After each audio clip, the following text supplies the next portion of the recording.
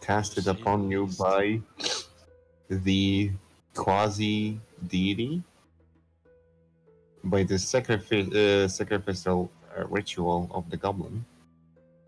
Oh, yes. And who wanna do a recap for the inspiration? Holy crap. Should be Volana. I have inspiration already. I have inspiration already. Ah, Those I inspirations. have a terrible memory. don't you remember? It was a horrible, horrible dream. None of us were there. Yeah! Yeah, this Well, recap will be. Valana were actually in your dream, annoyingly enough. Yeah, this dream will be like this recap will be quite hard because like each of us had a different dream, and it's like, how can we like?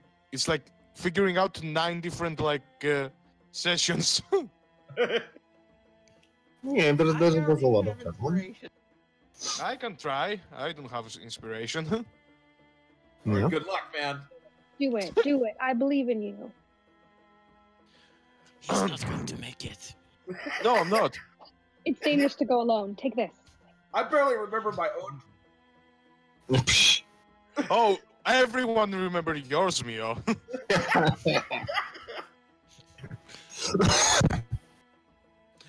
So, okay, the session starts after the last session ended with Ambassador Pineapple and his funny shenanigans, which was an explosion, let's face it. We continue with the locating the goblin's clothes into the sewers, where the goblin kills itself. Yeah, that happens. That was basically a sacrificial ritual to unlock some form of a snake god or something that basically enveloped us into a red mist, and only 2 of us had the mental fortitude to actually understand that this was actually a dream and not reality. So everyone here kind of splits off into their own little dreams. And this is the hard part. Let's see. Mara dreamed of himself in the dream, and their father, basically. And it was an endless loop of their father trying to teach them the sword, them declining, and their father killing them again and again. And I think she was the most traumatized from all this. So, yeah, it was bad. Mio was basically the emperor of a dying world and a huge douche to everyone. He didn't seem to really mind it. Ancient golden douche. Snog, because snake gods and snakes kind of they're kind of we're cool, right? So Snog didn't actually get hypnotized, he stayed alive, but a snake kind of bit his ass because he tried to fight it. Yeah, it was like the snake that actually the ritual. Well, actually, he got bit stuck into a wall, but Yeah, I mean, bit his ass. I think that kind of summarizes it. I didn't even bite. He just whacked him with his tail. Yeah. Asa, her dream was about her being enslaved, and she seemed to do everything in her power to actually stay enslaved for some reason. But Okay, but eventually, real quick. I'm sorry, I have to justify this. It's lawful! Slavery is lawful! as I said, she seemed to do everything in her power to stay enslaved. But then our new party member suck came there and tried to free her, which she didn't actually do.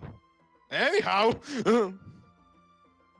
Og was in a very weird predicament because he was in a flaming forest, his daughter was dying, and then his daughter turned into himself, and he had all this existential crisis, and woo! But the one who actually ended up saving us all was Salesh, because he apparently made a deal with a demon. Yeah. It was the demon was you know, we're gonna take your soul, but you're gonna live 100 more years. Oh, and here's this wine that magically revives everyone. Because I'm a demon. See ya! I thought it was rum. Pretty much. So yeah, that's kind of how we all woke up from our dream and met our new friend, the goblin, with the very mimi forgot- name. You forgot So- the part where there's a fictional character who might now be in the real world. Oh no, I asked him. There's no Iris.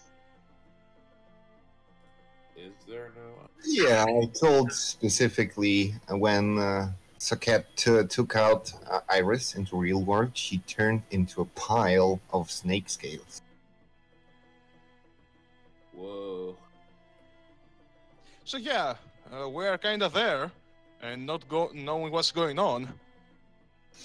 Oh shit! I forgot Easter. I forgot my own character's dream. Yeah, Easter basically saw his biggest rival killing him again and again, and then killing his family, and like his father was the executioner, so it was kind of messed up. But then the actual snake visited him and was like, "Do you want to go back to the world where you ran?" And Easter was like, "Hell nah!" So the snake kind of left him for 10 days, and now Easter promised to beat his ass. So, yeah, that happened. It's a thing. Deal with it. Okay. I have a question. Who accepted Dragon Hug? Okay. Nadi's Not Mara. Nobody? Everybody just left Neo hanging? Celesh. How We're terrible. gonna speak for those that are not here. Celesh. Og hasn't said anything, so Og What? and I said about Og. yeah, I guess that'd be about it. They accepted your hug. Oh yeah, I forgot about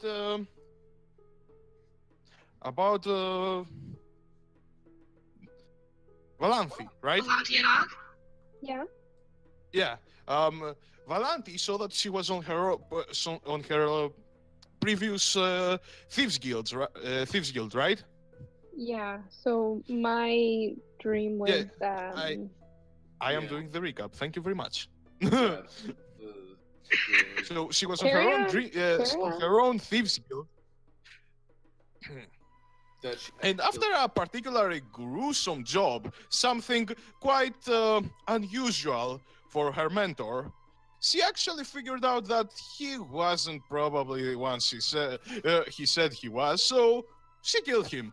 And after a successful intimidation of the rest of the guild to actually follow her, another mysterious figure that seemed to be the one pulling the strings killed her.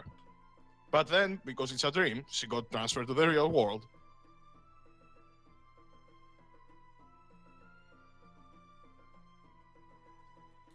Okay. Take your inspiration. It's, I believe, your first time. Og and Rosie. Rosie falling apart. Told about the Yeah, I saw. forest. Good job, man. Oh, you did? I didn't hear it. Wow, you're fast. He basically did it the first, I believe. Yeah. Did you cover Volana being in a mental institution? Ah, yes. Wait, what? Valana was taken into an asylum because she refused to accept the reality. Yeah, you skipped that Yeah. one. Oh. Yeah. Hey, sorry. It's quite hard doing the recap of that particular session. No, not really. I would manage. I think you did well enough. The inspiration is a D8. No, is a D20. Oh, DM inspiration, yeah.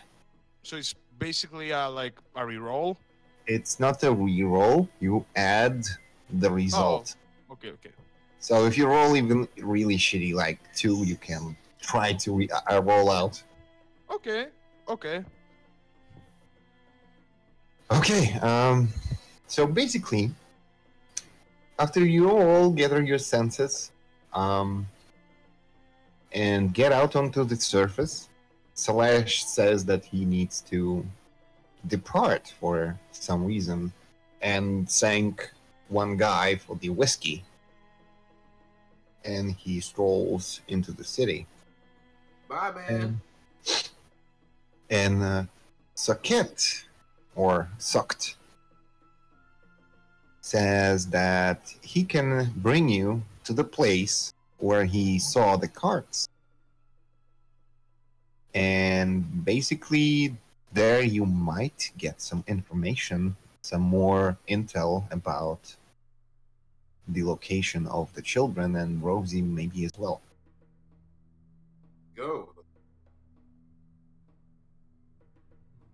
Did anybody ask? Yeah, we're definitely doing that. We don't trust him yet, so we're not going to do his initiation because he's not here, apparently. Did anybody ask him what he was doing in the cave? I don't remember. He did. You didn't ask. He didn't answer. Oh. And he's not So here. yeah, he kind of strolls out of the collapsed building and just sits down on the precipice and waits for you. You all kind of walk out of it and see him sharpening his dagger.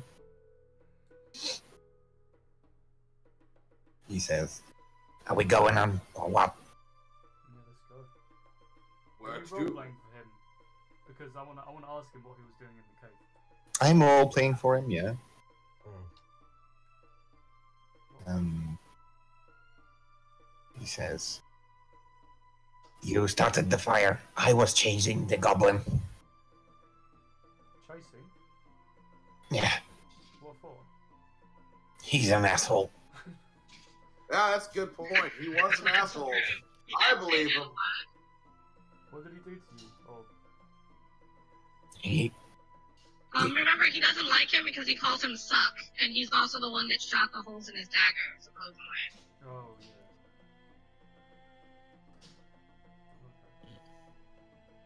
Okay. Also, he stole from me. Where did he steal? He kind of looks around and says, "You paid, I provide. Are you coming?" Yeah, let's go. Stomp. Yeah, as long as he stole, so far I haven't heard anything illegal. Yeah, we're following the goblin.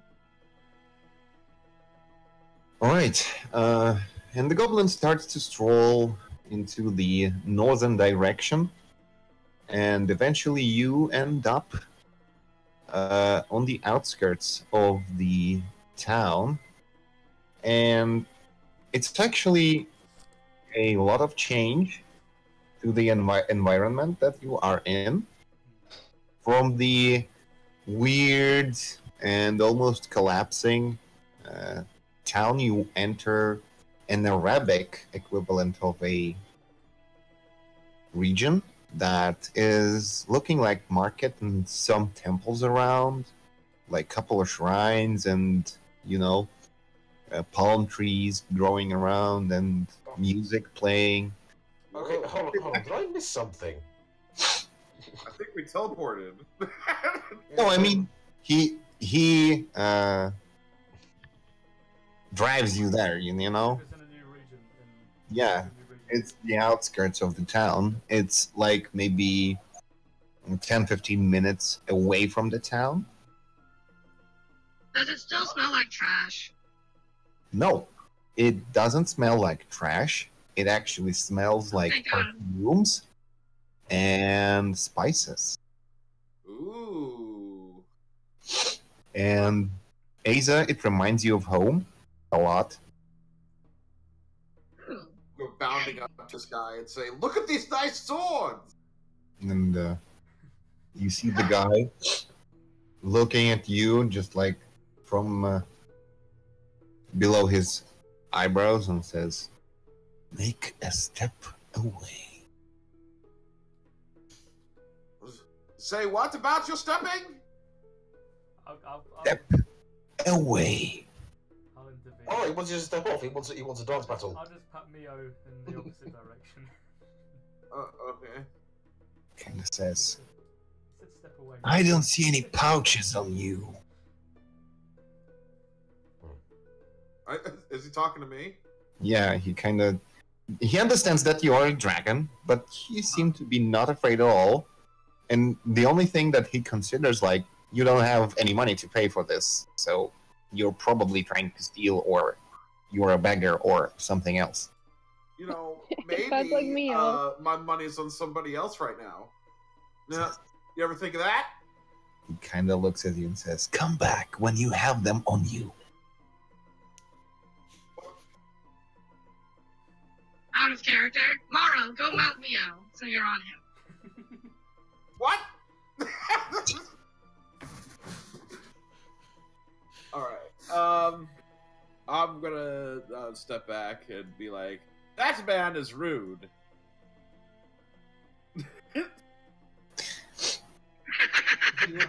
Swears without permission.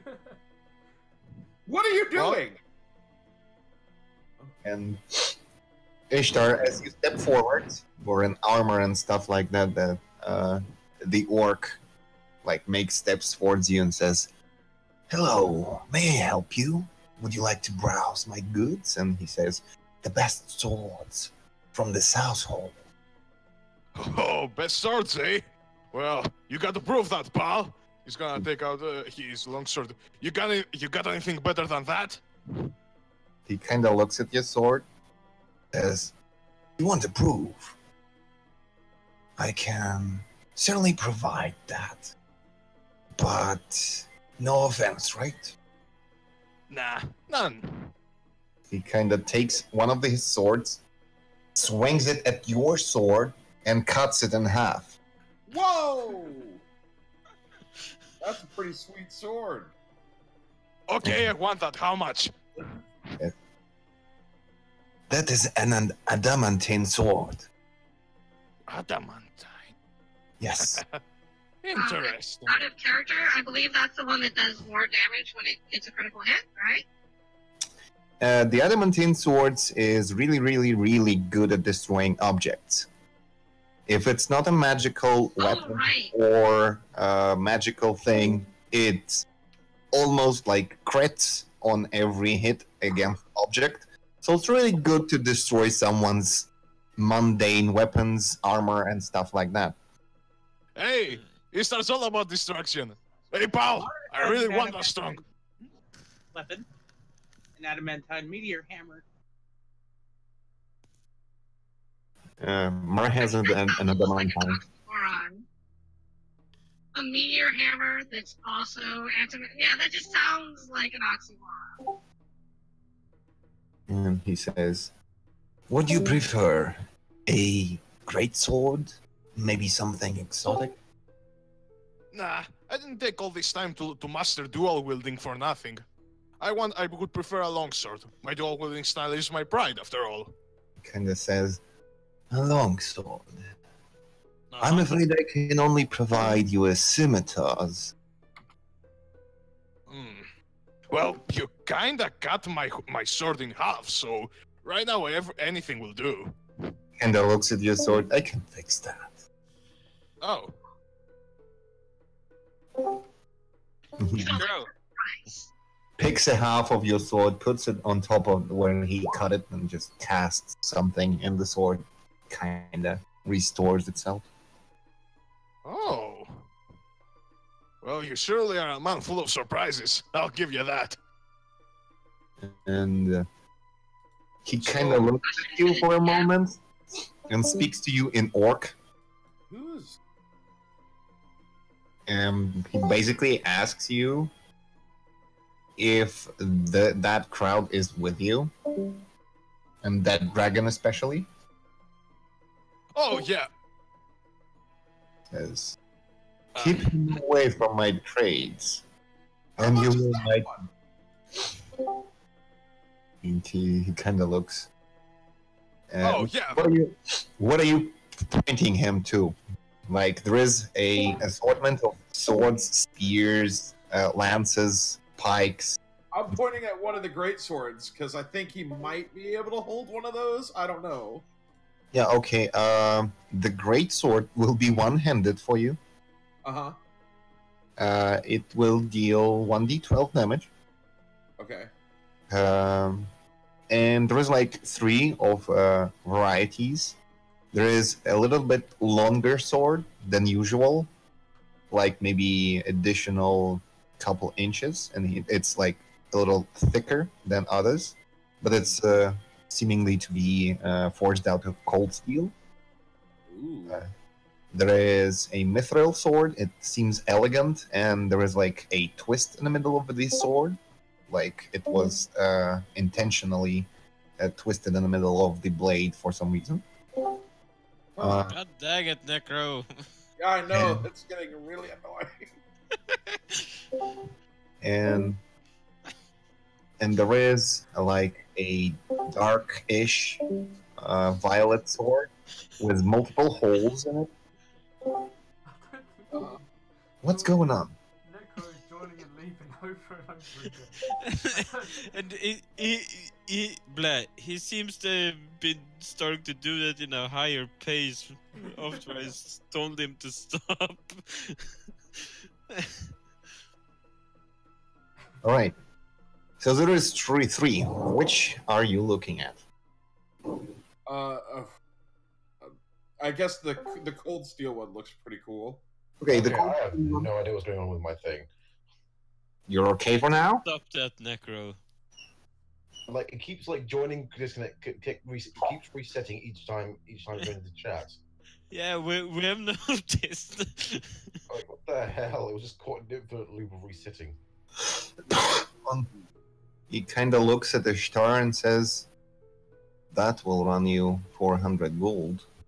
Alright. That one, he points at me, will run you 600. But that's not a simple sword. Hmm. He says that is a vicious weapon. Well, obviously I don't need any toys. I'm a dragon who needs a sword. He says, I'm it's pretty a sure. rarity to see a dragon browsing a market, not pillaging a village. So I might not trust your form. Wait, are you saying it would be easier to get stuff if I went through pillaging villages? He kind of says, listen, Mara punches Mio in the back of his head. Oh! What's that for? he kind of says, listen, I know that there is a lot of magic of illusion. Maybe you are just a halfling wearing this, I would say, outfit.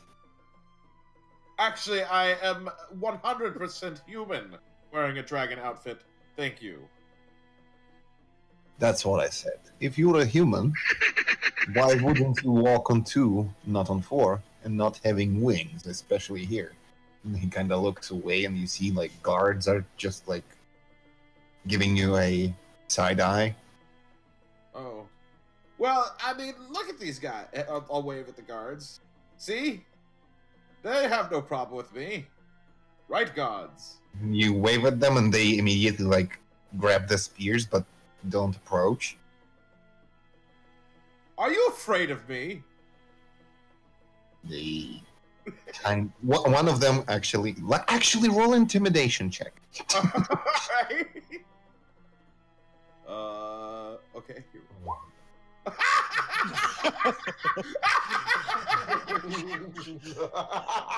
Mew does everything well. Only me, guys. Only me. Only a Mio. Couple of guards that are guarding two people in shackles like look at each other, and one of them says something to the other one, and they just stroll away. Just like patrolling in somewhere else. They're kind of strange, huh?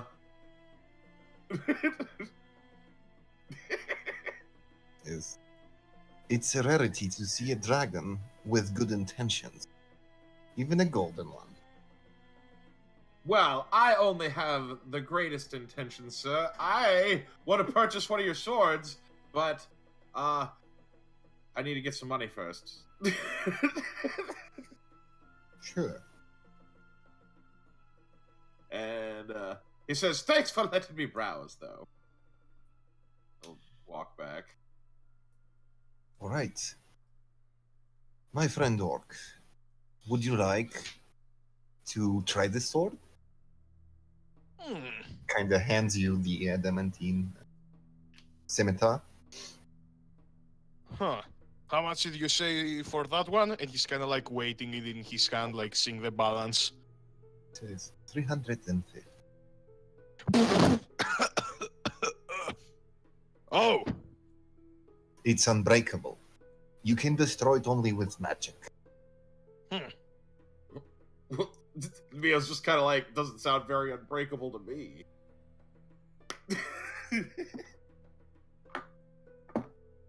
well, how much would you buy a perfectly good chainmail for? It says perfectly good.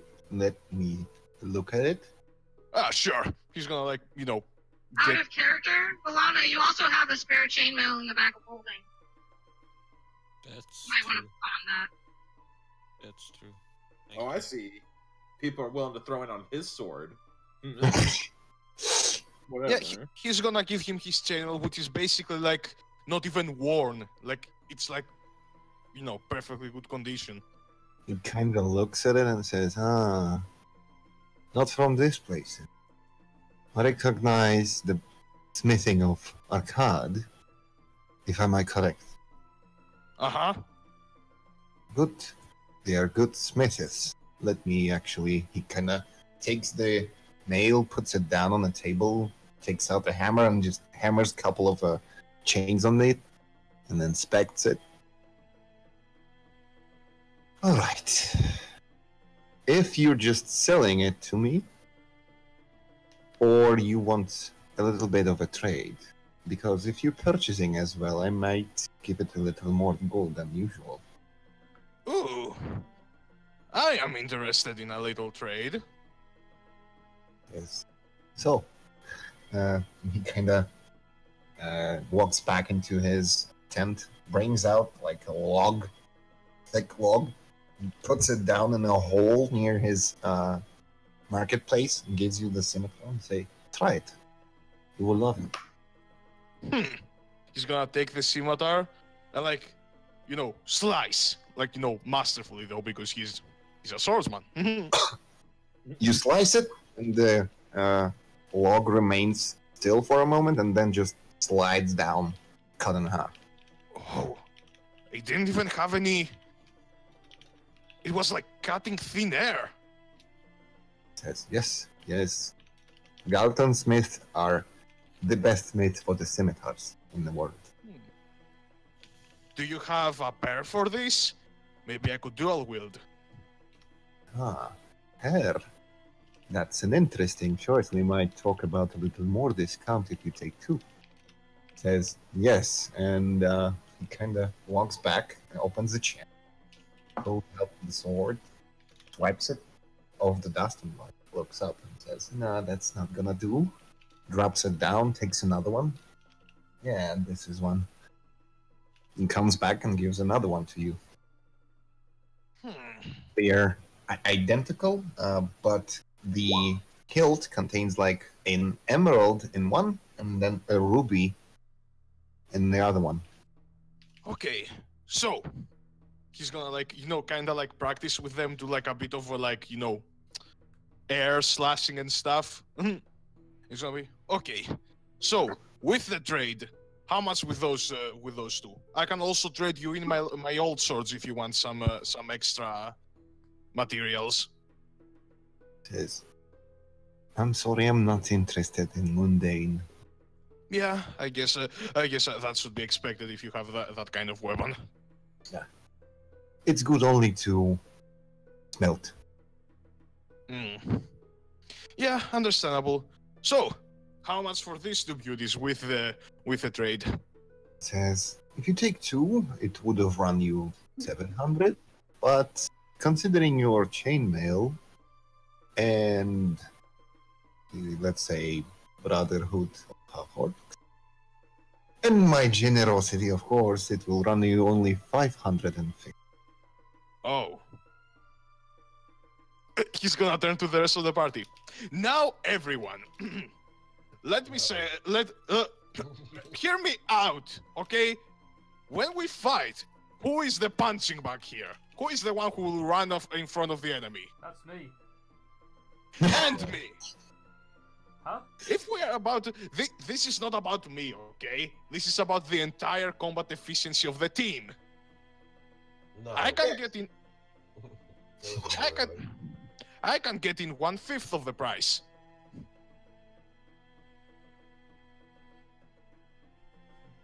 That sounds like a good deal. Ah, nice! I can see someone here has strategic thoughts. Well done. Well, I understand the deal. I will not help pay for a sword. Me neither. I'm not here to buy swords. I'm Mara sorry. looks exceedingly pissed off as she says that. PTSD. Anyhow, who here wants to help me with the swords? Iza's off in the corner. She looks at Ishtar and says, I'm sorry, but I lack the funding to help you. I'll pull out my little coin pouch. Ah, perfect. I see. I see. You have brains to go along with that size, eh? Definitely, you're correct, sir. But I do not have that much money. I only have 6 platinum pieces and 4 gold pieces. Oh, Well, 6 platinum is 60 gold, so it's something. Yeah, it's something. It adds on to it, man. Little like Well, I think with all of this, if someone here gives me a bit more, I think I'll be able to buy 1. Wait, how much money do you have? 86 gold pieces.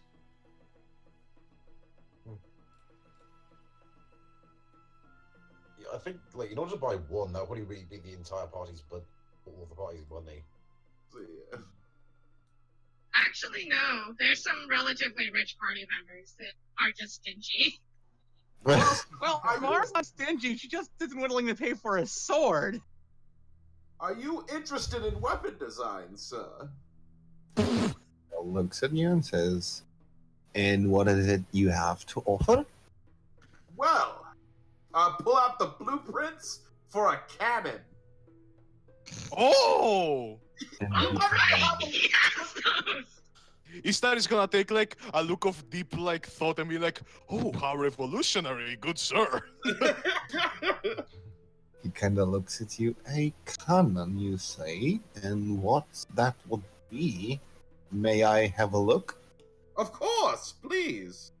He kind of Look over them. takes it, looks at it, and seemingly doesn't really understand what's going on that paper. And he says, "Hajid, Hajid," and something mutters, and the other trader comes up, and they look at it and like speak with each other on unknown language. Only Isaac can understand, like a definition of common language that they are speaking. And they seem to be confused by this blueprint and genuinely don't understand what is it for. And then Hajid kind of says, "Oh, I see.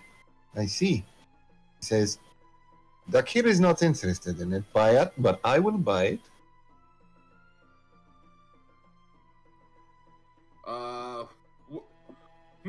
Shit. Let's see, how much do you need? Well, if we put your money and my money, it would be about 400. How much So do you need? why don't you instead you propose a trade? Out of character, just say that you want the 2 swords, Yeah, that's what I was gonna and say. that he'll give you the blueprints if you trade him the swords for it. Yeah. So I will offer him that. Try to persuade him into that deal. Hmm? Well, Dakir said that he is not interested in it, but Hajid will actually take it. Well, yes, but I'm pretty much trying to persuade him to pay for the swords. All right. How exactly? Alright, so Isa's gonna come over and she's basically going to pitch the idea that we would give him the blueprints in exchange for the 2 swords that man is selling.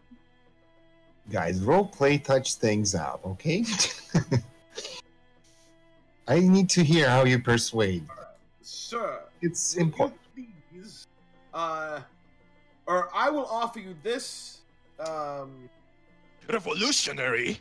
yes, this revolutionary, weapon, blueprints for this revolutionary weapon.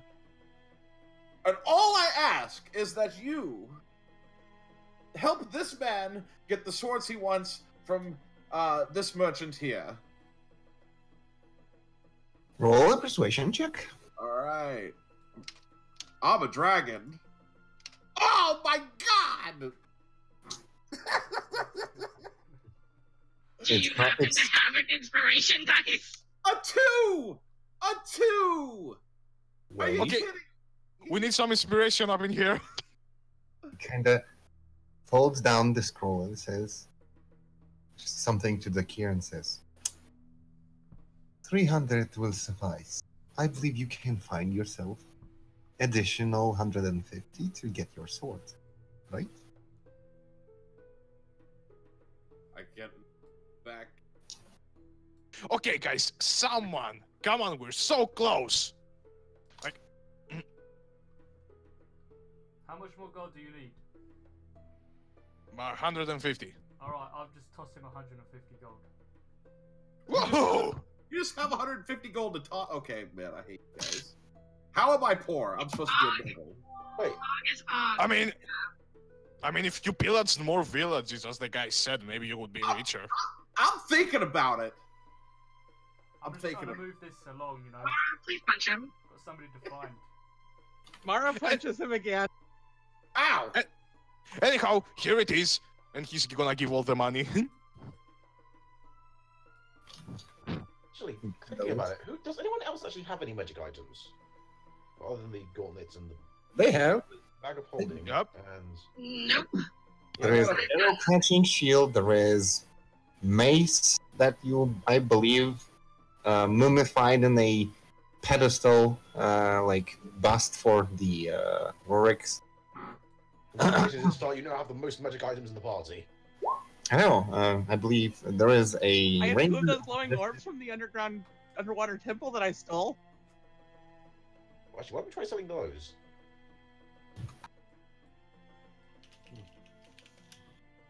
I don't know, but he kind of says. Hajib takes the scroll, gives the gear a bag of what seems to be not coin but gems, and says something in uncomprehendable language, bows to him, and walks away back to his tent. And the gear hands you 2 swords, says, "Pleasure doing business with you. If I Oh, the pleasure was all mine. if I might help you with something else, I'm at your disposal." Right, yeah, I'm gonna come in. Okay. Right. What was it? The carts. I'll describe the carts. Oh, he kind of looks at you and says, "Information, huh? I don't like to be a snitch, though.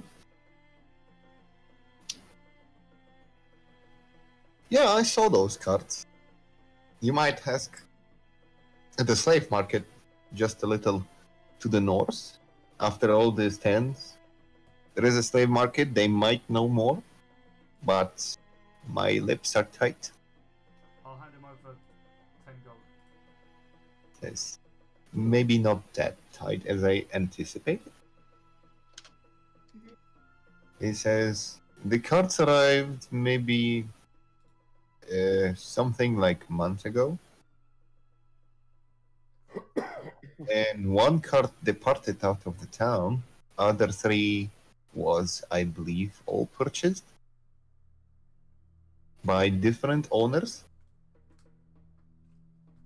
So pretty much all the slaves that come here, they are spread around the town at different owners. Were these slaves children? Were any of them children? There was children mostly, yes. Young girls and boys. They are more expensive. Was Because there a goblin amongst them? I didn't notice if there was a goblin, but I would have. I don't think anyone wants a goblin slave, anyways. What about the construct? Did you notice anything Constructs. anything weird about any of the children? Constructs. Yes. No, it's a rarity as well as a golden dragon walking market. Yes. I didn't see any constructs were sold. Only children. I have no much interest in slave traders and their activities. My thing is metal, swords and spears. But yeah. What you're looking for is maybe the proprietor of the slave market, and he kind of points you over, and you see a crowd gathering on the steps, and there is like an old man smoking a pipe, waiting for something. Look at that. Okay. I'll thank him and then move along. Hello, everybody. They flinch for a moment. I am going to allow everyone to go to the slave market, but I'm kind of staying here, looking at the merchant. I have my hand up on my what's the word? Pouch. My cheek, almost as I am thinking, but I am actually doing that to deliberately show my signet ring. Okay. As I just look at him and pretty much wait for the party to go towards that place. Alright, let's see how perceptive he is. Yeah, he seemingly notices your ring. He looks at you, kind of bows a little, and says, "Good to see you here. From afar, I see. From the Oakvale Kingdom, perhaps?" She smiles. You're quite perceptive. That's my word. And so, just for clarification to the party, neither of you hear this because you're at the slave market, or else Valana insisted that you go over there. As she says to him that, allow me to introduce myself. I am Duchess Valana of Gial. Kind of bows deeper now, says, "My pleasure. I'm Dakir." None of that, my good sir. She just. I'm Dakir Al-Kazim. I have no title, but I'm glad to greet you in prosperous market of Kir. She looks quite happy at his pleasurable greetings, whatever. I will get right to the point. There has been a major fight within my city, and currently our funds are naturally low.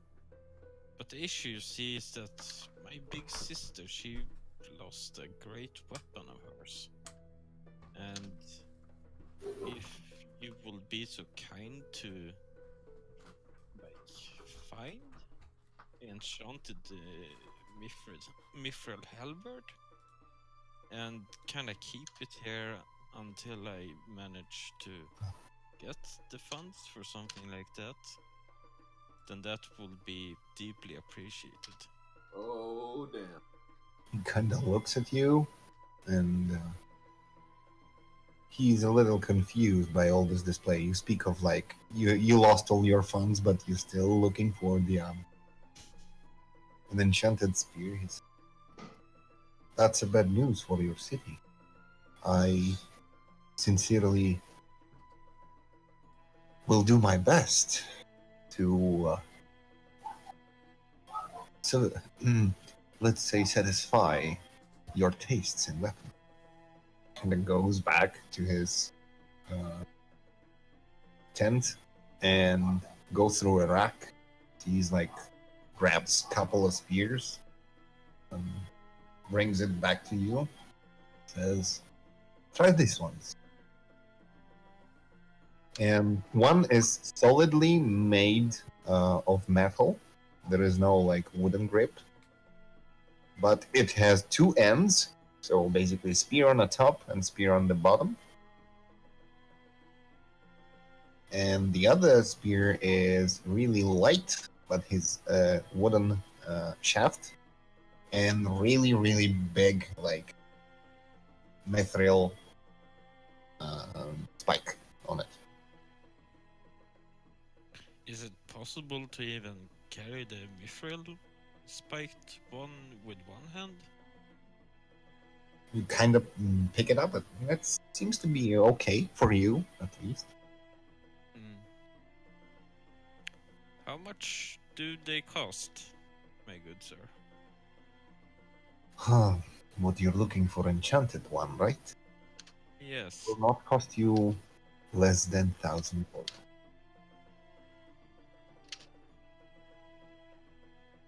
I kinda need to know, so I know exactly how much money I need to gather. Kind of nonsense says not less than 1,000 gold. She just kind of looks at the weapon a little bit, thinking. Then she gives it back to him. Thank you. I will deeply consider this. We hopefully would have such funds not too long from now. I kinda need to get back to my city to make like the preparations for even such things, since we pretty much left in a hurry. But as you can imagine, it's quite devastating for a warrior to lose a precious weapon like that. He looks at you like he is kind of feeling you, but says,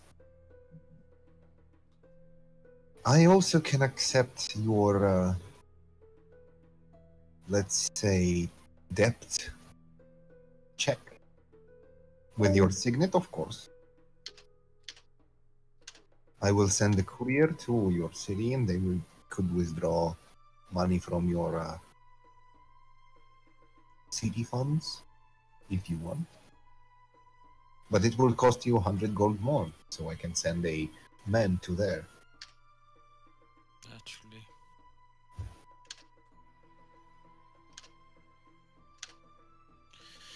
Oh, the dilemma. I feel that even like the whole Jarl kind of owes that to Asa. Did Valana get any hint of how much funds Jarl has before she left? They had like 50,000 gold, a yeah. couple of mithril pieces from the dragon scales, and whatever was in the treasury that was nearly cleaned out. Slava didn't express how much was in the treasury, though. But they There was a cleaned it lot out in the nicely. treasury, and all of it is gone. Yeah. So yeah, you have That's pretty much all we 50,000. got. So the 50,000, the And mithril pieces. And you think to run this city and pay everyone to restore it and stuff like that will cost you about 45,000 gold per month. So you have 5 to spare. I have 5,000 to spare. Yeah. Well, Let's calculate the tax on that. The population is how much again? Like a little over 1,000? It's about 1,000 people, yeah. So you would have to tax the populace something akin to 45 gold-ish a month, which is still cheaper than what. Yeah, it is a lot cheaper than it was. They were paying 150, like, just for nothing. And that's beside, like, the taxes that were just ridiculous.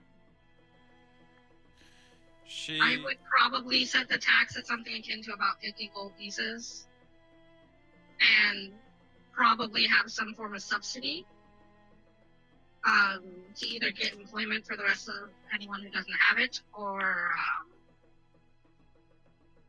leniency on some form of taxes and try to make up the difference on your own.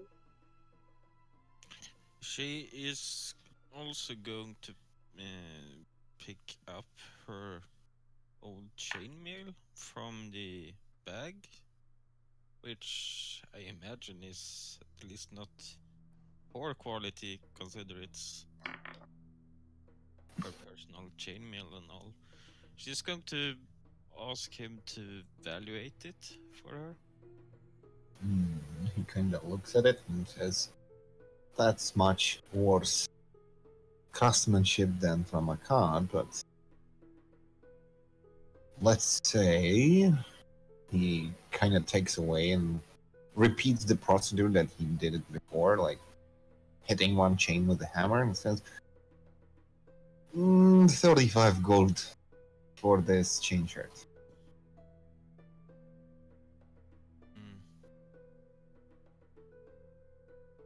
That's... Hey, Sidori, are you trying to buy something? Or are you just trying to get rid of excess stuff? I am trying to honor my own promise to replace my big sister's weapon. Yeah, no, that's not gonna happen.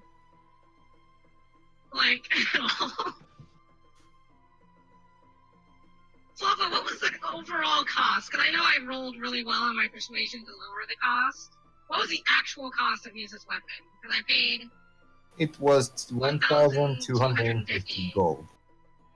It was exactly that. That was after the price drop. Yeah. Yeah, I don't know what the price was before the price drop. I mean, this guy is selling something different. It's close to your weapon, but not exactly that. That's why the price is different. And he is kind of... I was paying attention because I was doing the dual wielding thing. What is the weapon Golan is trying to buy right now?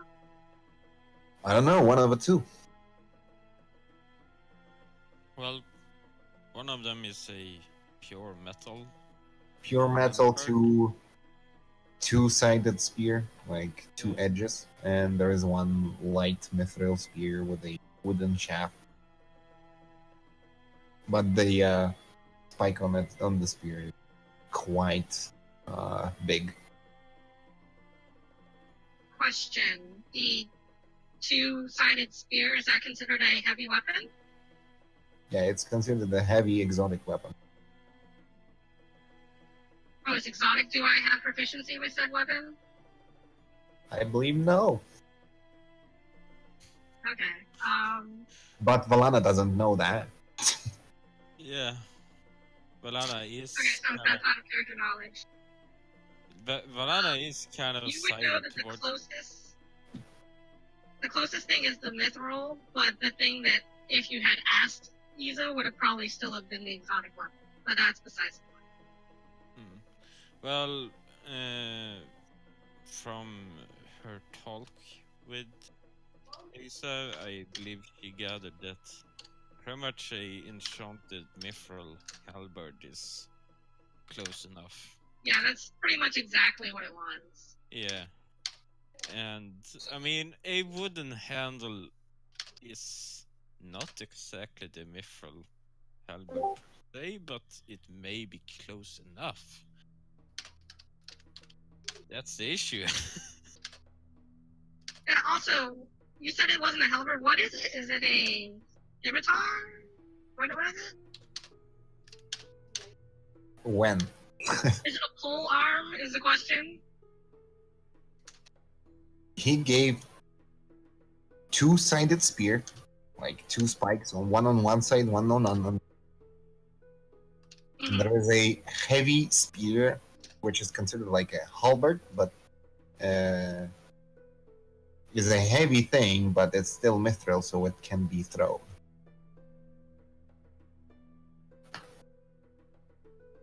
Okay, so yeah, that would technically be the closest thing in comparison to what she had, and you would know that because you held her weapon. Also, fun fact, Valana's the only one who's actually held Isa's weapon, other than Avaris and Isa. Mio. You see like a guy that was praying and like toward this fountain just opens its eye and sees a dragon. He kind of slowly backs away and says, Am I seeing things? Hello. He's just kind of washing his pecs. Oh. Yeah, get out of the fountain now. Why? Genda says that's a holy fountain. Oh. Otherwise, I'm going to punch you several times. Wow. I'm almost finished. Out of Kinda the look holy back and says, fountain now. Guards! Anyways, I'll step out of the fountain. Valana is going to tell the merchant what's his face. Just hold for a second, and she's just going to kind of just go to the corner and call Asa over, because I imagine she's somewhere else right now. She has to just move the token. She's spacing out like, damn it. Looks like home. I am going to point towards the mithril halberd with the wooden handle that the merchant is holding. I'm going to say, try it. Isa's going to raise an eyebrow, sheathe her halberd on her back, and ask, may I, as she extends her hand towards the merchant. The Bakir kind of gives it to you and bows respectively and says, but of course. Such a lot of abilities today. I'm on. Isa's going to try out the weapon. While I don't necessarily want the exact stats of it, it's light, I assume.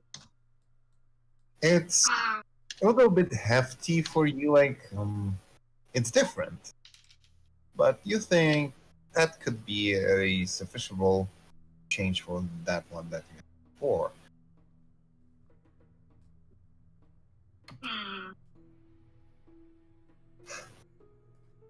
Can I swing it at something?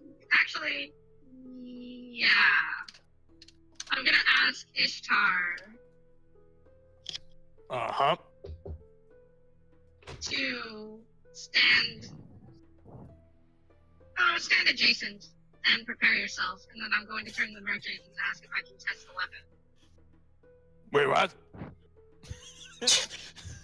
I'm gonna stab you. Oh, wait. What?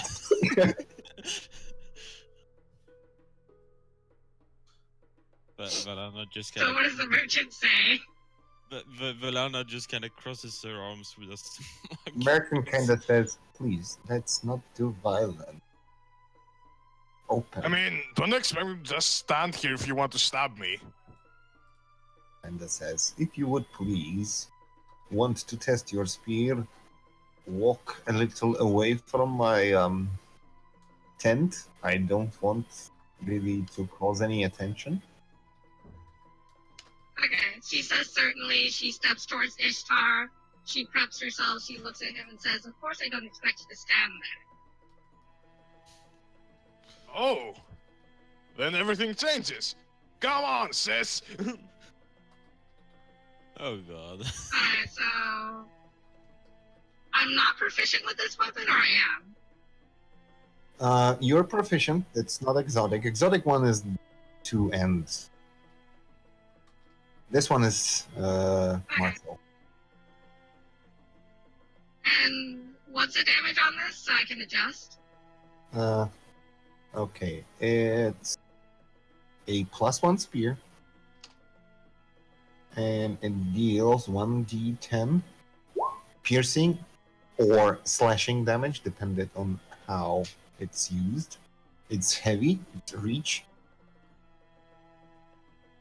And it's one-handed or two-handed. If you take it in two hands, it deals 1d12. Holy shit, this is an awesome weapon. Finally, she's looking happy. It's an expensive example, but yeah, it's a good one. If you don't mind, I'm gonna do it 1d10 piercing, and then with a two-handed 1d12. slashing. Yeah, and it's all the attacks and all the damage will get +1 bonus. So yeah. All right. Og, proprietor, actually kinda looks at you for a moment and takes you around the corner away from the crowd and asks, I'm listening? Right. Oh. I need to know about your slave trade. Well, I'm presenting my slaves right now. Why wouldn't you wait as everyone?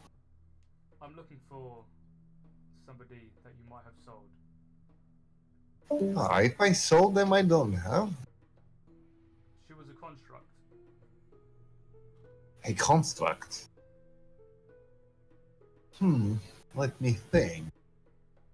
What's my interest here? I'll flash my gold again. So, how many information units we're talking about?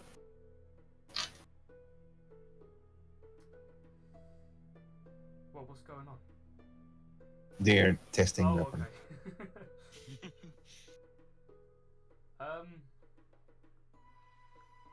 I'll give him 10 gold. I just need to know who he sold. He kind of smokes his pipe for a moment, takes the gold, and says, yeah, I have sold one really weird construct. I was thinking it's a legitimate girl, but it's actually not that. Who did you sell her to? That one man was dressed in black, was wearing a wide hat, and he had scars all over his face. He didn't tell his name, he didn't say why he needs specifically that construct,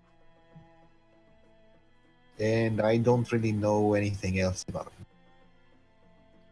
What did you say again? Sorry, he was dressed in black? Yeah, and wide hat.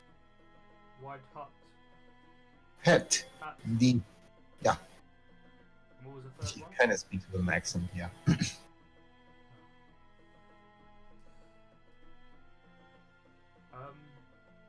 you know where he is now? Hey, I'm not spying on my clients, privacy and stuff like that. I'll hand him an extra 5 gold. He takes it and says, as I already said, I don't spy on my clients. But thank you for the gold.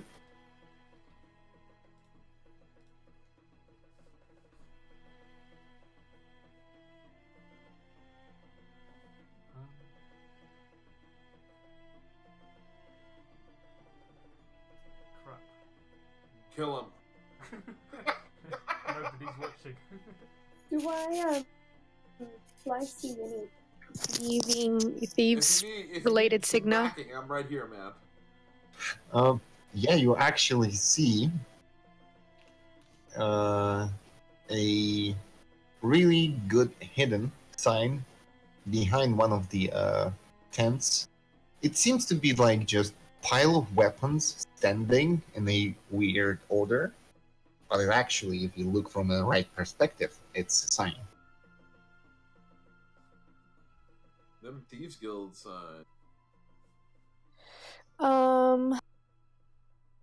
I'm gonna pull, I do not know this. I guess, Og aside. He is away, you don't know where he... Alright, then I'm gonna pull Ice aside and point to kind of the sign and just let her know that there might be a guild nearby that we could use.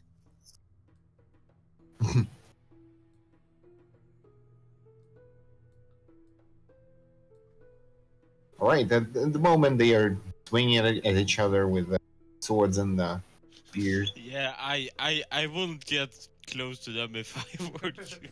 I'll whisper it to her so she knows. And the Kier kind of like looks away and says, pass along, nothing interesting is happening. Don't pay your attention, please. Come browse my goods.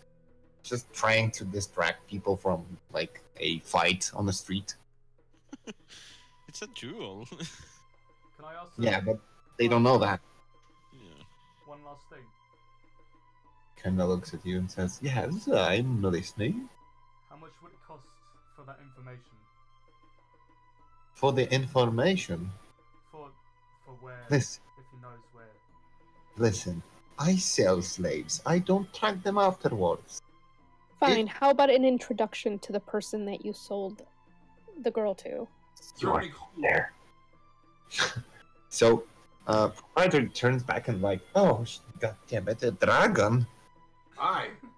I mean, you might talk to people that are interested in specific, let's say, slave kinds. I'm selling a very rare today.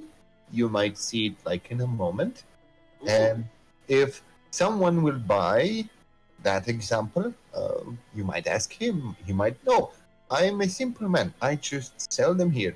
My deal is just to talk to people. And that's all.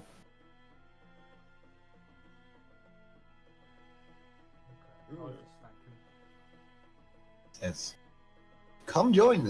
You might see someone there that you will be interested in. Are there He said. out of character? Are there any kids up on the stage? Right now, it's like passing some naked women standing like they are getting bought and driven away, and there is like a couple of grown men, and there is like several children from age from 12 to 16,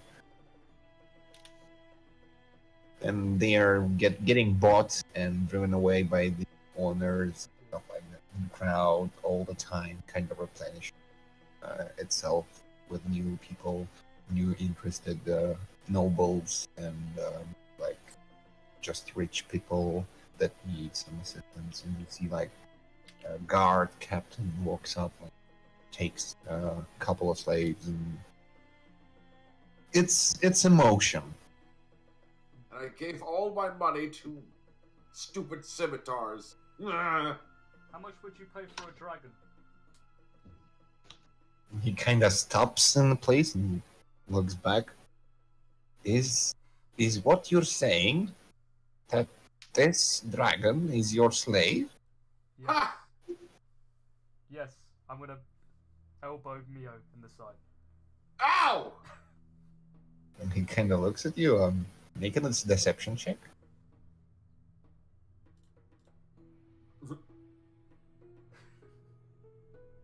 Because Mio is not helping you, as I see. I'm just trying to find it. Where is it? Deception. There it is. Oh. He kind of says, "Really? What was that? Kind of says, really? That's an interesting." What are you talking about? I thought we were friends. Oh, so he doesn't even acknowledge that he's a slave? But fine. He's poorly trained. I would but say. he would work. I would say I would start auction from a 2,000 gold, and who pays more gets the dragon. But that's a start price. That Then he's yours. One, shouldn't you be setting the price? Plus, I'm worth way more than 2,000 gold. yes. Right, we will see if you do. He kind of ushers a couple of guards, and they bring like a chain. And I'm not comfortable with this. he says, What is going on? he looks at Og and asks, like, questionably, says, "What's the matter? Doesn't he know that he is a slave and he's not comfortable with chains? What's his problem?"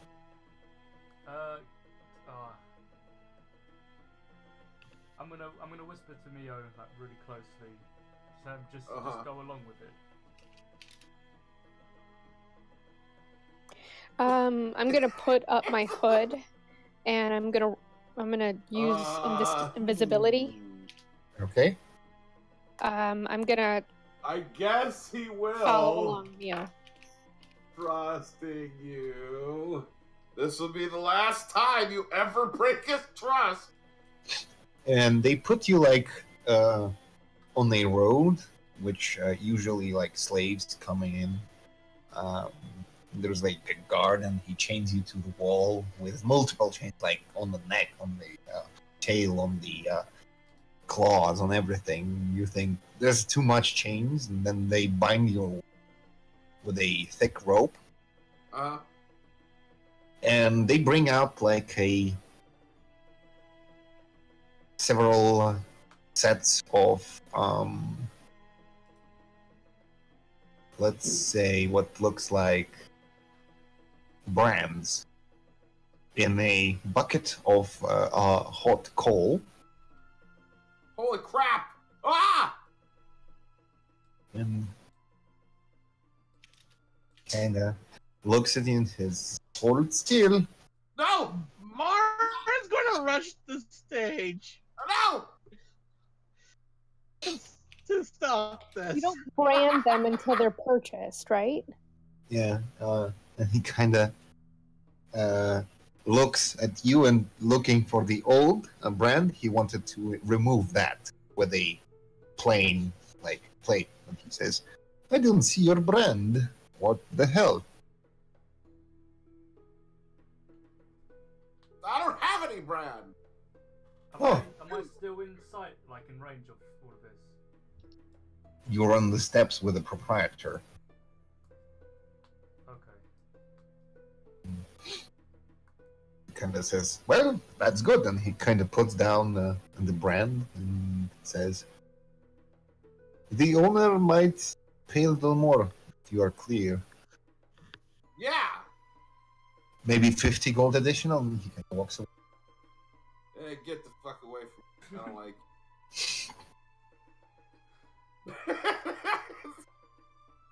Alright, so you're now shackled. This is just great. Yeah, that was a good idea, goddammit. Alright, let me see if anyone comes closer to the marketplace, deeper to the slave market, or everyone stays where they are. I am gonna. Mara's heading down to inform Aiza and Velada what just happened. Do I see her running down? Because I need to explain what's going on. You see them. There is not like a lot of crowd outside. Okay. And it's easy to see them fighting near the tent. Okay, I'm gonna come here and tell everybody to gather closely because I don't want anybody else hearing. Any outsiders. Okay. In a moment. As on cue, Dede and So Ishtar is we coming just back. witnessed them slashing at each other for a while, and he's just very satisfied with this weapon. Banana smiles and she nods towards the merchant and tells him. At this moment, he's sweating like all hell, just like he's stressed out. He knows that will close the deal, you know. He wants that gold, but all this show is not good for business. And he just wipes sweat from his forehead. Says, are you satisfied? Can we close the bargain, please? We may close the bargain. I feel it will be harsh for you to ask for a better price on it since we have caused enough troubles. Kind of says that. Just smiles at him. You may take my old chainmail as well as the money I have on me right now. So how kind of how much was? It's just to kind of add up for the messenger, so it's 78 gold total. Okay, that will do for the messenger, and he kind of takes a parchment, and it seemed to be enchanted or something. And he kind of writes down the details of the payment and the delivery agreement, and hands it to you with a hot wax in a what seems to be ink vial. He says, "Please, your signet." I assume I can sign it, seal it correctly, said myself. So, he kind of pours down some wax on the bottom, and wants you just to press it down into the paper. Yeah. And after I have done that, I turn towards Chase and I say, "The people of Geol thanks you for your service by liberating them, big sister." She gives you a pleasant smile. He kind of looks at Asa and gives her like a silk bag for the spear. Yes, if you need this. I want to ask the merchant if it has a name already. The spear? Yes. No, it doesn't have any name. I'm not that, let's say, emotional about the seal itself. I'm more emotional about the gold.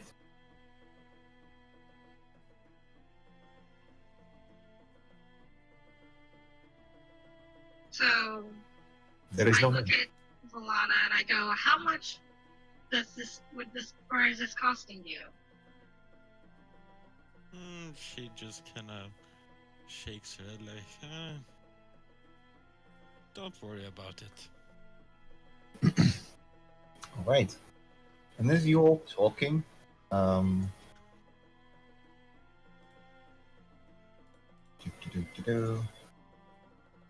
you hear like a loud roar coming from the slave market. Right, I'm gonna intervene with whatever's Yeah. And you see them bring out a creature. Oh, look at that. And proprietor starts like yelling, "This, behold, this from the nine hells themselves, a fiend of immense power, Baylor itself." And people start yelling like the gold price, 2,000, 3,000, 4,000, 5,000, and it goes on and on. Well, yeah. I want to fight that. Neil, you kind of stand behind this guy, like just waiting for your turn. You don't know what plan Og has. Yeah. Just getting along, and you see like his wings are kind of bolted together with some sort of iron stakes. Ow. And you see like a guy bringing out stakes and puts them near you and says, "You're a big guy."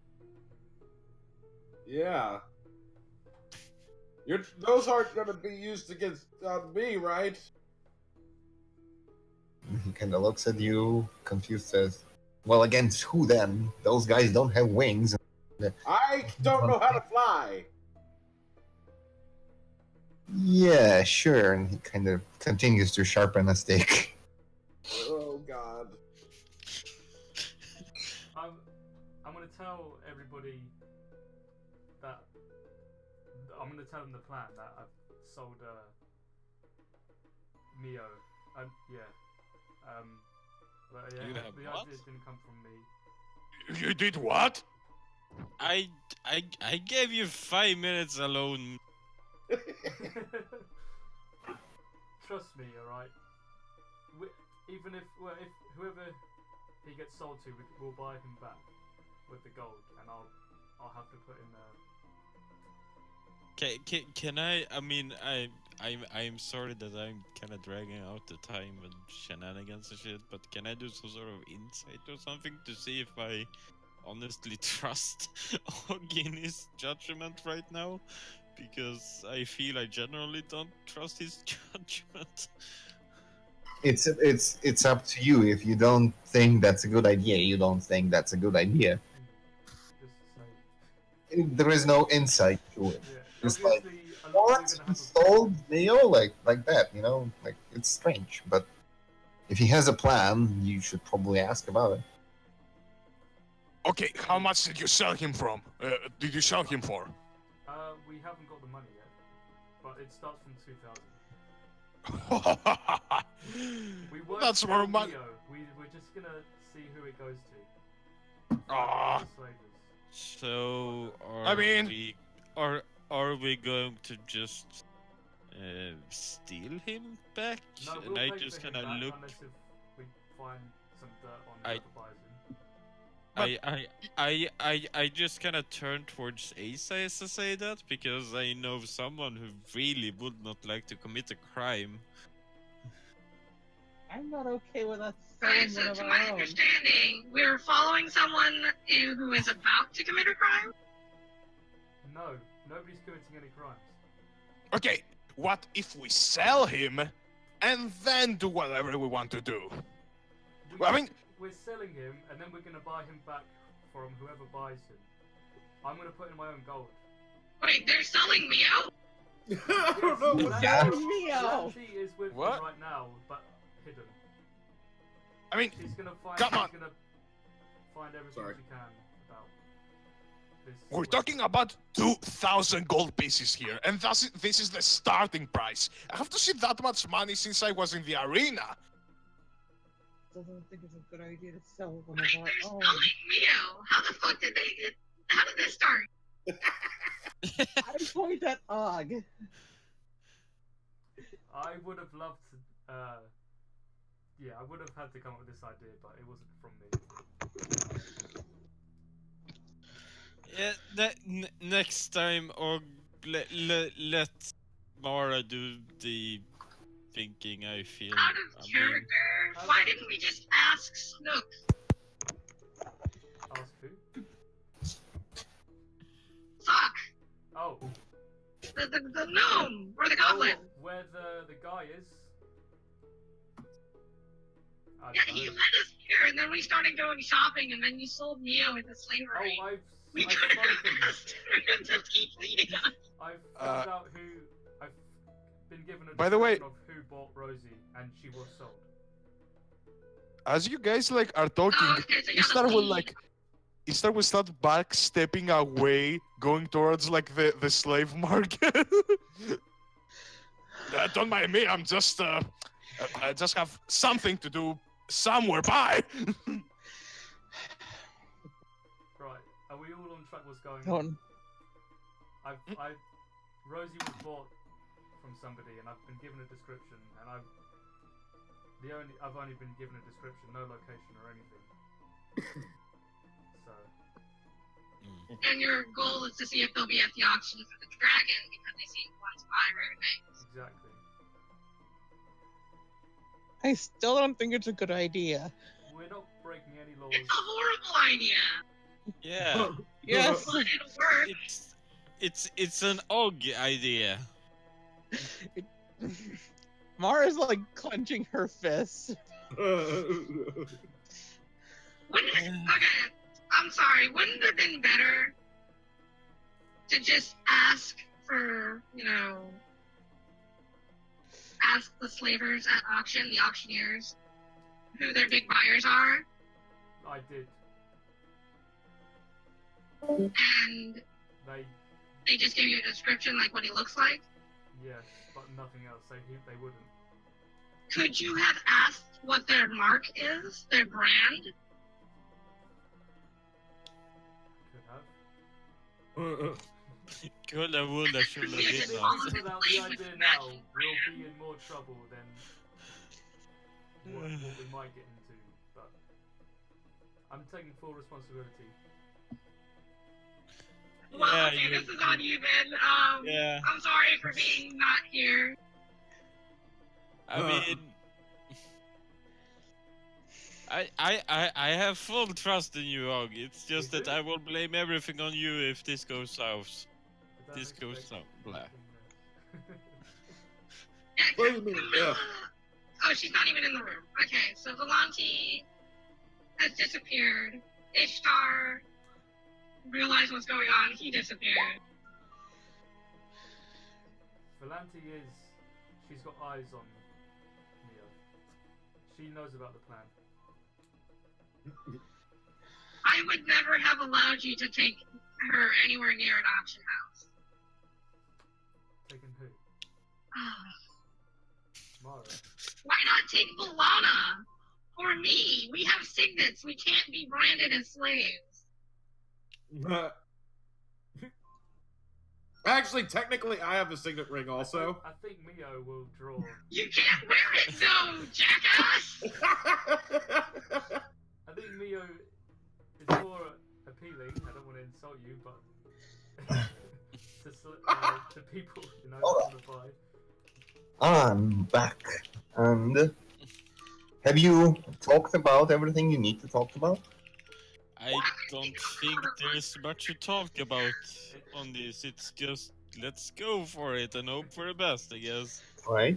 And as you see, like, crowd is bargaining and stuff, everyone becomes silent for a moment, and everyone falls down on one knee in a direction of the temple.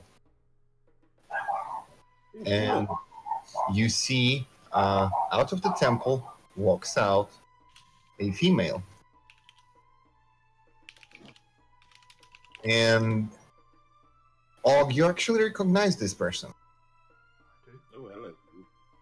You have encountered this person with your brother in a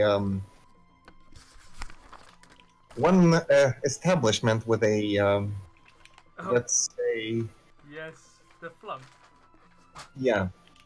The guards are stepping away, and she walks down and walks straight up to the scene, like to the steps, and takes off like the collar from and the mask from the mailer, and it roars at her at first time, but then she kind of gently boops him on the nose, and kind of calms down. And the interesting thing about this person, that her appearance is elusive. Like, you don't really get if it's a man or a woman. But it kind of leans into a woman's side. She is no doubt beautiful. She has golden skin, and in the closer look, you see like little scales on her whole body, but they are so small and intricate that it seems like there is no scales.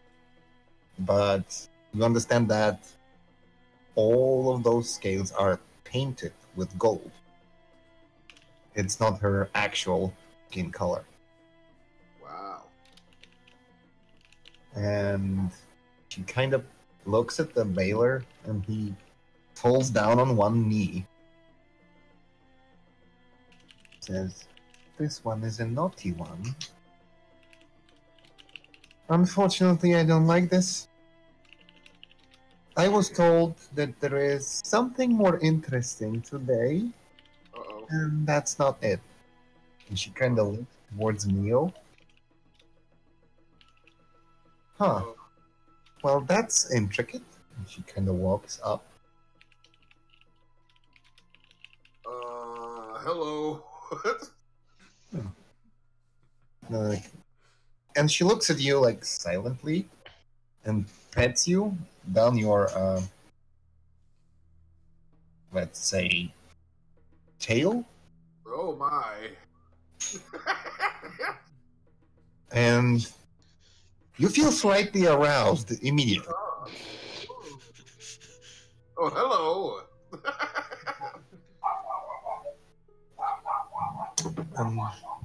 She kind of looks at you, says, "You're beautiful."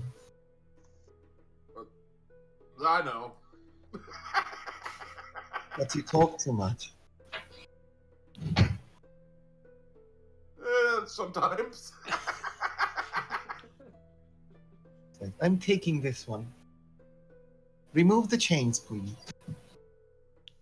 And the guy says, "But we haven't finished the process. I would not let you to brand something that perfect as this creature." Can we hear this? Or Everyone is silent and standing on one knee at this point. Hey, don't inflate his ego any further! It might be dangerous! By the way, real quick, look where Giza is. She is nowhere near Ishtar when he says this. Yeah, And if I could, I would have put a prone token on her. Yeah, like Sebastian is just going to like just put his tail around Valana and just slowly move her away. Yeah, he pretty much doesn't even have to. She's Yeah, just the entire party's pretending they don't know this dude. Mio. Everyone's pretending they don't know me. Yes. Everyone looks at you like Ishtar, like, what the hell are you doing? Like, are you? And then Mio, make a charisma saving throw, please. Oh man, I'm good at these. Hiya! Oh my god. You fail miserably. Like, okay, what? Well, as a result, this is the session where Mio dies. Have an inspiration. Please. No? Oh, you don't? No. No! And Madame takes your snout and kind of looks in your eyes and kisses you on the forehead. Oh, hello. Says, I'll follow you anywhere. says, "You're mine now." Sounds good to me. Kind I was of. like, well, see you guys, we'll have to be something's bitch. Damn it, you inflated his ego! I told you it was dangerous! You never go full ego. How much for this one? She kind of looks for the proprietor. Well, the starting price was 2,000. I will give you 10. Just give me this. Oh yeah, okay. She kind of takes out a pouch, a tight pouch, and throws it down on the ground, and it spews out rubies, emeralds, sapphires, brilliant, and stuff like that on the road. She kind of says, "I think that will suffice. Now come, creature." All right. She kind of once kind of intuitively you understand that she wants, so you pick her up and actually bring her back to the temple. All right, I will do that then. Okay. Okay, so when Mio gets to the stairs, he's just going to stand up and say, "Mio, hold a moment," and bow respectively to the scolded idol creature. And she looks back at you. Make a charisma save.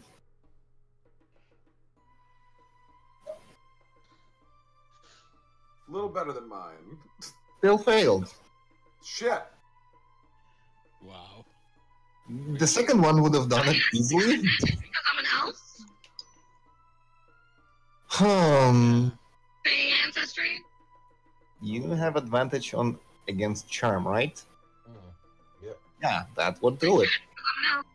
So you feel for a moment like you have never wanted someone near you more than her, but then you like shrug it off, but like barely.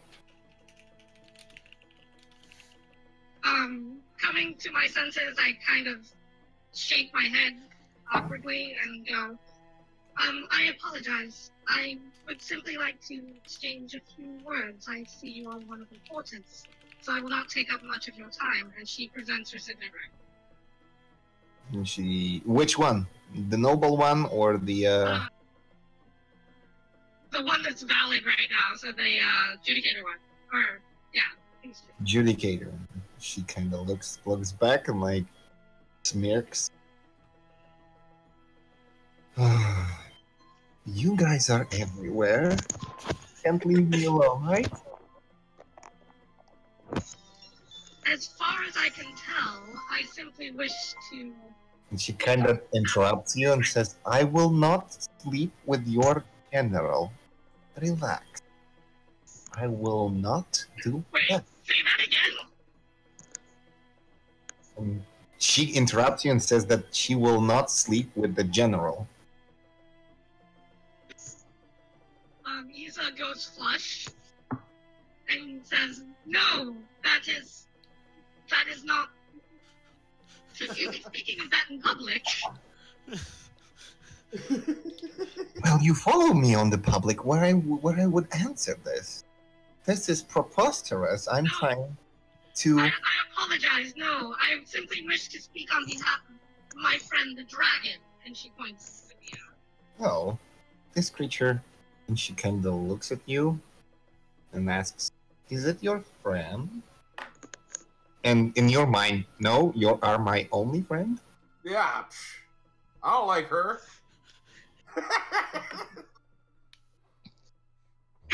And I look at Mio confused, but then look back at the idol and I say, this is a wizard, a necromancer that goes by the name of Mio. I've known him for some time. I guess, if not friend, you may consider me an acquaintance. She kind of looks back, a necromancer, you say? Then I suppose I got a better deal than I want. That's a good news. And he kind of throws you a little diamond. Says, now stroll away. I have business. Easter is gonna like, kind of like lean towards... Someone with like higher authority, right? She is... You didn't actually perceive anything on her, like... You didn't ask to get a better look on her. Like, if she has some kind of... That's fair. Do the guards around me seem to be like... They seem to be overprotective. They're ready to go any moment. Okay, so yeah, then I would just take the diamond and bow back and go, well... Did we all hear, like, Mio saying that he doesn't know Isa? Yeah. Easter is gonna lean... He's gonna lean towards Mara and, like, whisper, if you see me go towards her, and he's gonna point to the other with a gun, hit me as hard as you can. And he's gonna raise his voice, with all due respect, what the hell did you do to my friend? You look at her and you make a charisma saving throw. Yeah, that was kind of his failsafe. Uh-oh. I don't think you can pass. I mean, except if I got a natural 20, which I was pretty close to, but no, No, oh shit, yeah, you have 0. You cannot pass. And you immediately kind of change anger to adoring and politely, let's say, interested in this person sexually. Well, nothing new for Istar then. But it's more of obsession than just like horning. Okay, more to the point. Does he like do any moves to like go towards her? Yeah, as soon as you speak, she just looks back at the source of the sound, and you get this emotion change. Can I do some sort of, I don't know, insight check to see if Ishtar has been charmed? Like, He I didn't mean, do anything after that yet. I mean, I kinda said, if I go towards her, slap me. Oh, so he's just trying to move. Mara punches him in the back of the head. Yeah! You kind of ignore her. You take the punch and still going.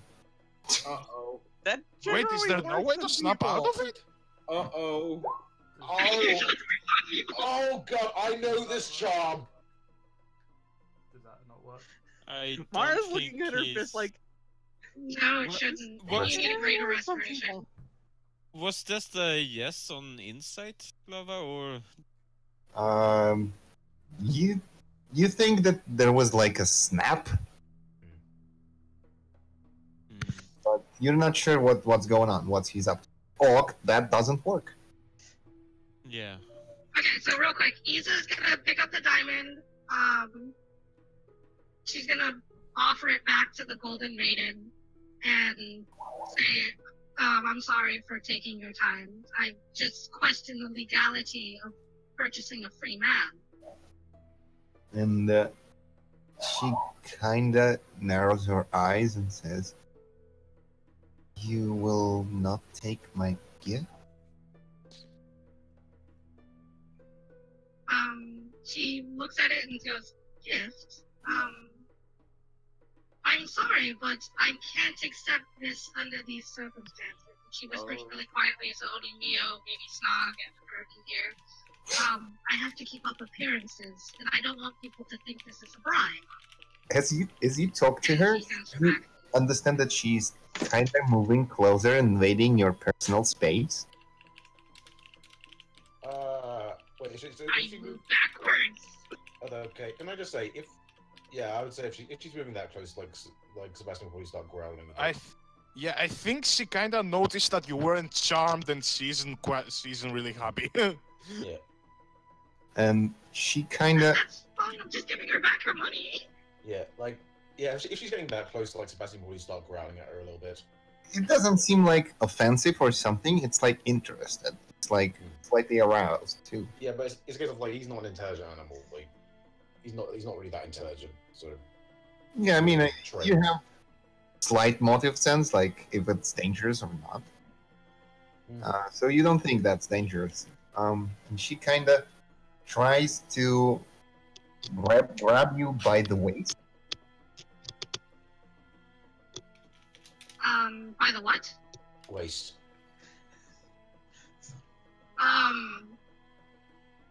Do I get a save, or is that like just an auto? I am constating the fact. What do? You submit or what? I would be moving backwards after trying to handle the diamond. And she doesn't pay attention to the diamond. She already gave it to you. She's not taking it back. She's interested in you now. So let's say it's going to be acrobatics or athletics. Wow. Is 8 enough? Uh-oh. No, not really. She grabs you by the waist, pulls you close to her, and just like presses to your body. Okay, seeing as Isa immediately says in Elvish, "No touching me, please." can I just say, seeing as how like he's clearly actively trying to get away now, Sebastian probably would start to get a bit aggressive. Hey, girl! It Why do you want this dragon while you can be with me? Check out these guns! It's gonna flex. Sorry. Sebastian's just growling at the woman now. Consider how it all has started to heat up. Valana is going to cast Bless on Asa, Mora, and herself, just to kind of help out with any type of... Mara steps forward. Excuse me, could you please stop whatever it is you're doing. I mean, you're kind of, yeah, this is not a good. First of all, Valana, a sleight of hand, or you casting something obviously? Yeah, I am casting it. Apparently, it was pretty obvious. As you can see. Yeah. All right. The guard comes to you and kind of points a spear towards you and says, "No magic." All Yeah. right. Just to protect my friends. All right. Yeah. This spear is to protect my friends too. Or hit someone's body. You know? Valana just kind of holds out her holy symbol towards him. Yeah. This is also to protect my friends. Kind of says, we Like, have a deal. No more magic. All right. Yes, sir. I mean, that sounds reasonable. She has still casted it though. So. Yeah, I know, but he saw that there is no like visual dangerous effect and just warn you. That's the work of the guards. They need to So keep since sorted. Yeah. And Mara is now actively looking at her, do I have to roll a charisma save too? let me unfurl all your calls right now. You get +5 on this one because you're within range of Isa. All right, Valanti, are you following the dragon though, or are you staying on the stage?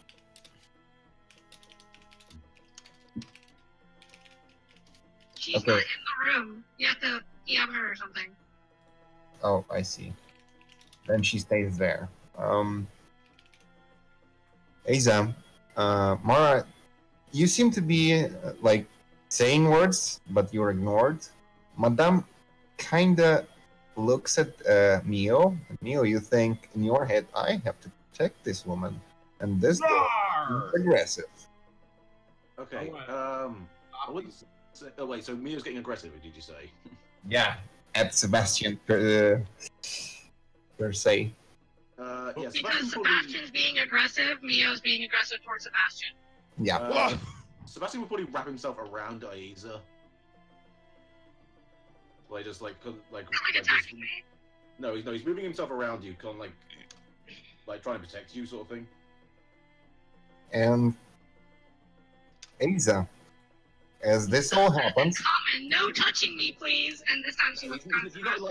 He's not actually touching you. He's kind of like imagining his like just like laying around you. first of all, roll quick initiative.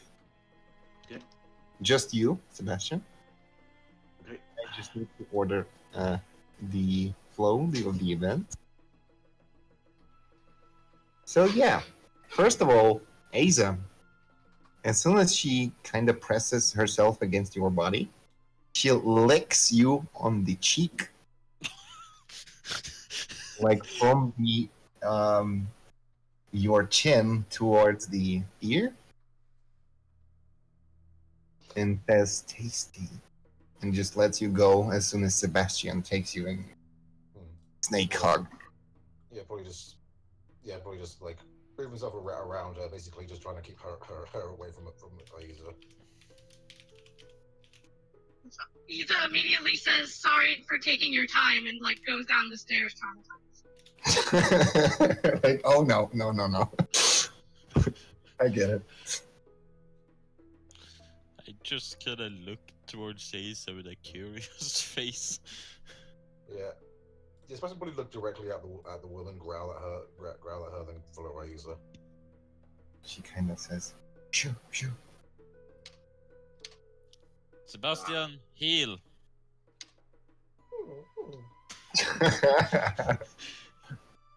Good spell. Whatever you've done to me, Hey, sir. You come closer to the steps, and she kind of gives you a look and says, "Not today, honey. Today I'm busy."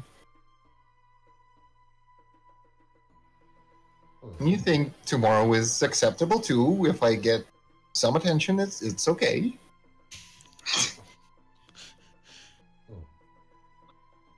But Valana also kind of just pets Sebastian like, good boy. Isa's going to probably look for. Do I have something I can use as like a tap? Yeah, you can get like a bandage or something. I actually don't personally have something, so she's gonna be asking like Milana for like a towel or a sheet or something. You know what? Just so it's less awkwardly weird. Licks. Sebastian's just gonna lick where she lick the side of your head. Now, please specify which side. That side that she licked or the other one? Probably the same side that she licked, considering angle. God damn it, make a constitution saving throw. Oh wow, really? Mm-hmm. No touching me, please, when you start licking her. 7. Yeah. Now, 1, 2, 3, 1, 2, 3, 4, 5, 6. Roll a d12.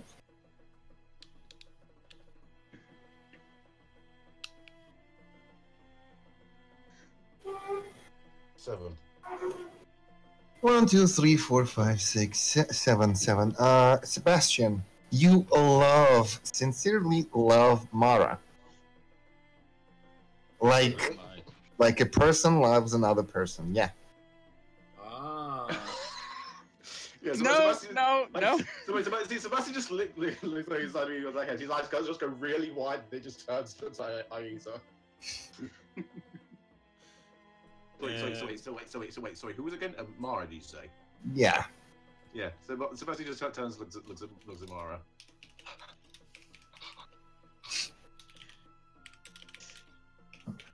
That love. Oh no. And Madame Louise kinda makes a hand gesture, and everyone stand up. And you see Baylor, shackled, just cannot take away eyes from her. And then he starts to kind of rustle in the shackles, and one of the chains just explodes to the million shards. He grabs the proprietor and bites his head off.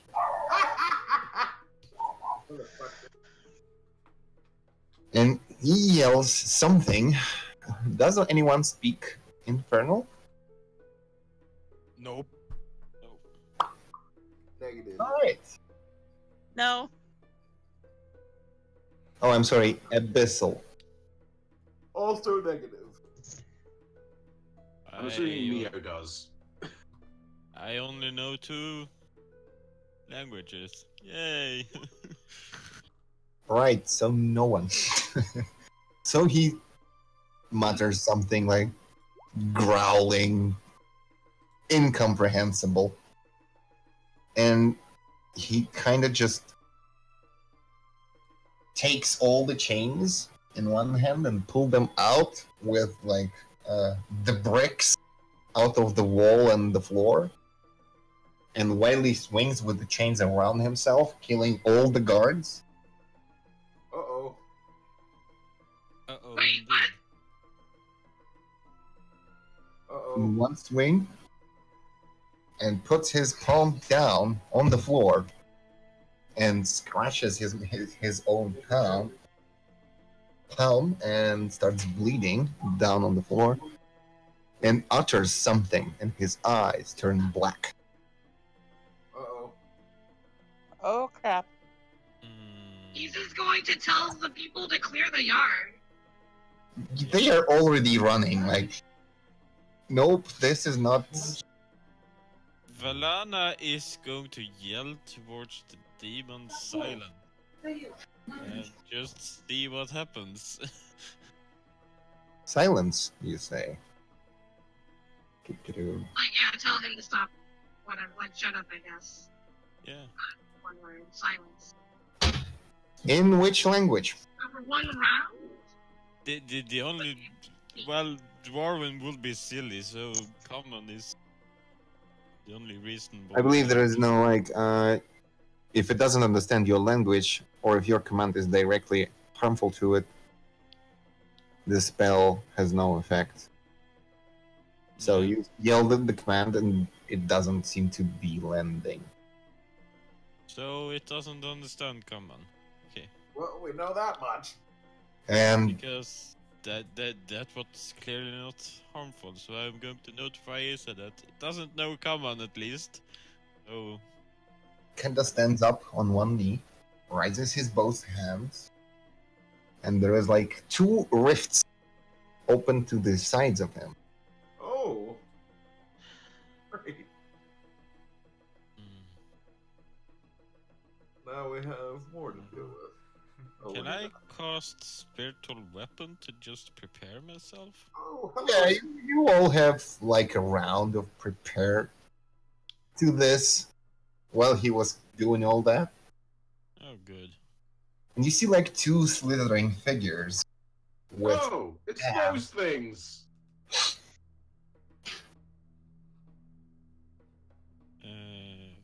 I can't put on token stuff what? because my thingy doesn't recognize it as a token. Ah, that's because it has the thing on. Now try it. There we go. So concentration on Valana for Shield of Faith. Alright. Why is that not working?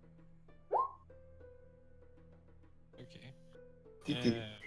And click. She's casting spiritual weapon. Oh, so she's Ooh, casting she haste twin on me? cast haste. Hmm. Did I? No. Valante is clearly before Valana, by the way. I can't imagine Valana being ahead of Valana. Also, there is a lot of 16. Also, Mara, if you have haste, do not go to the front lines, please. Slava. I'm not gonna go to the front lines. What? During all of that, I turned into a spider and crawled into the temple. I'm not sure if you saw it. I don't know if that's still going. Has that happened? I believe you were not standing all the way there. I believe you were somewhere near the steps, right? I did make my way round. I don't know. Well, no, he said I will take form of a spider and make my way into the temple past Mio and the leech. And then he moved his token there. Okay, the door is closed, but you kind of can squeeze below it, and then you hear this ruckus. Okay. The temple seems to be pretty much empty. There is like a fountain in the middle of it with what seems to be wine. Do not light the UV light, Og. Whatever you do. Are there any other rooms? Is it just one big room? It's a big, round room with a fountain in the middle of it. Alright, can I like make a note of everything I see? Like everything there is? This place, what seems to be a shrine of sorts. And you like look around the floor and you like wet steps coming out of the fountain, like barefoot, someone's towards the door.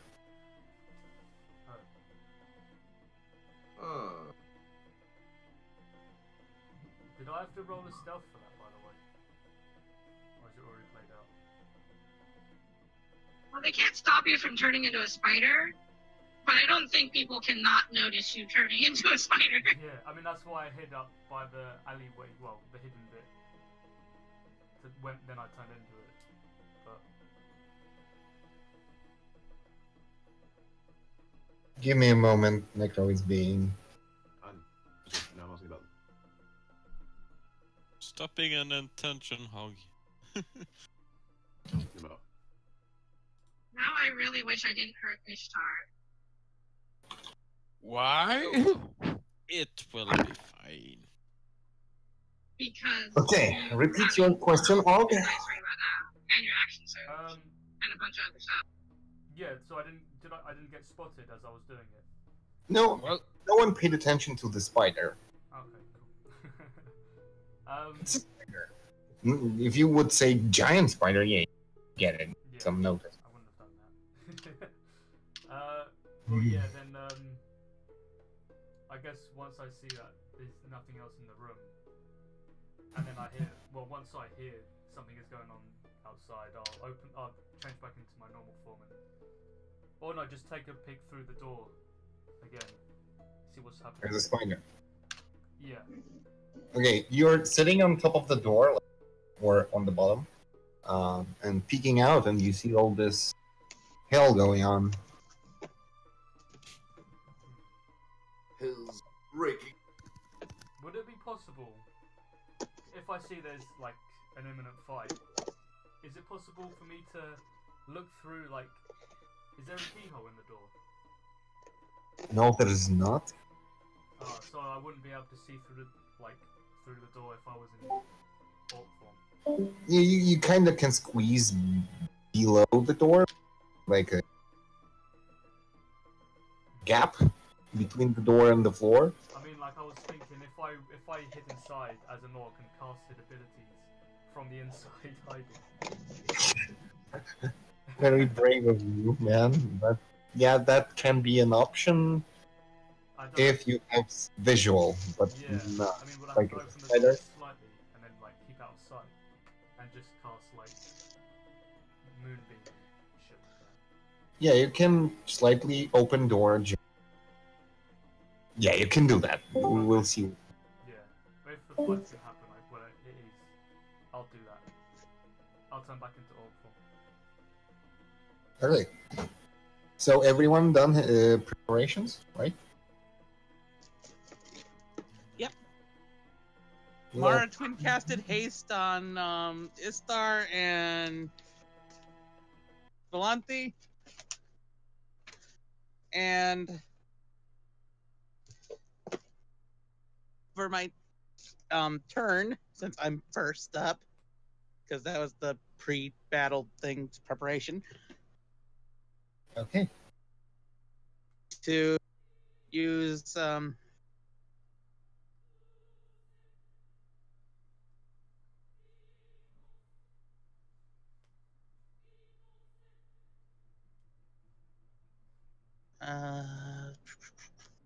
some reason, I don't think my breath weapon is going to be useful against these guys. So Mara, what are you doing? It's your turn. Chaos Bolt. That's not gonna hit. It just springs out of your fingers and just skids down the ground. and that's my turn. All right. After I move here. All right. Okay, so since all this chaos has erupted, the people ran.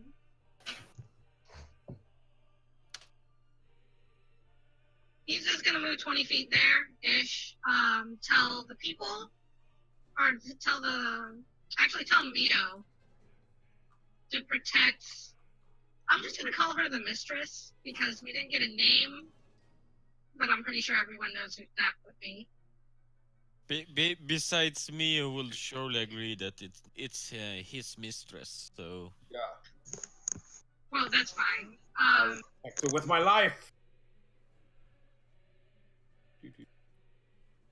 And I will also say to Ishtar to defend the right flank. And I'm going to see if I can't defend the left flank here, probably with a lot in the middle or something. And yeah, that's my speaking while moving turn this, and I guess I will take my action. Also, Alright. let it be known that for my preparation, I cast Shield of Faith on Valana. I saw that. also remember But that she you're. didn't add an icon. Oh yeah. Because Remember that you're blessed as well. Yes, there should be. Oh, yay, I'm blessed. Okay, so shield. oh god. I get to roll Bless. a 1d4 for both. Then you blessed Ishtar, I believe. And Mara? I blessed Mara. Yeah, I'm hasted, not blessed. Okay. You're also hasted. There's two things going on you right now. Ooh, okay. So a 21 and a to the closest Naga girl, the one with the really big breasts. It hits first one hits it at Oh, you. for just one. Do you really think that something might hit with a 9? It's a 13. So, and it's a large No, creature. no, no, It no. might hit. 13 doesn't hit. But the first one hits. Definitely. And I believe that's 13 damage. Okay. Yeah, technically. Yeah, I guess. It's up to you, Slava, because I didn't designate whether or not she's doing more damage. Yeah. What did you roll? You that did you get? Yeah. I see the a D10. So And that's her turn. all right. The guard actually is yelling something. Protect the mistress, and they back and take a defensive stance,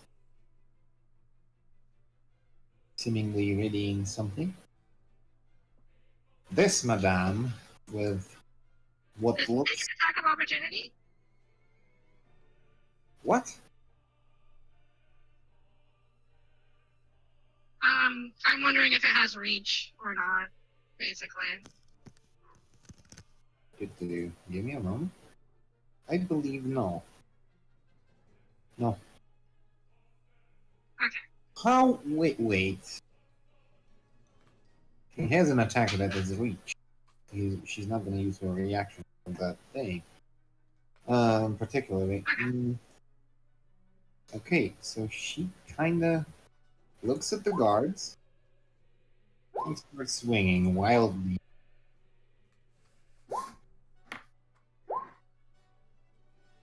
I believe everything hits. What's with your rolls, good sir? Wow. Yeah, I am slightly terrified of that. 2 guards get eviscerated. Insane! Yeah, Yeah, like. kind of pulls further. Yeah, I know exactly what these things are, and fuck. You're so screwed. Uh-oh. And as she crawls in, she kind of hisses at everything.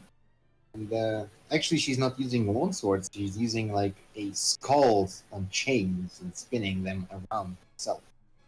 And the skulls like are covered with iron, and the spikes coming out from the various holes in the skull. And you see, Madame is kind of laughing at this whole display. Just almost hysterically. It's adorable. She's indicated, seems. She kind of makes a air kiss. You know what I'm saying, right?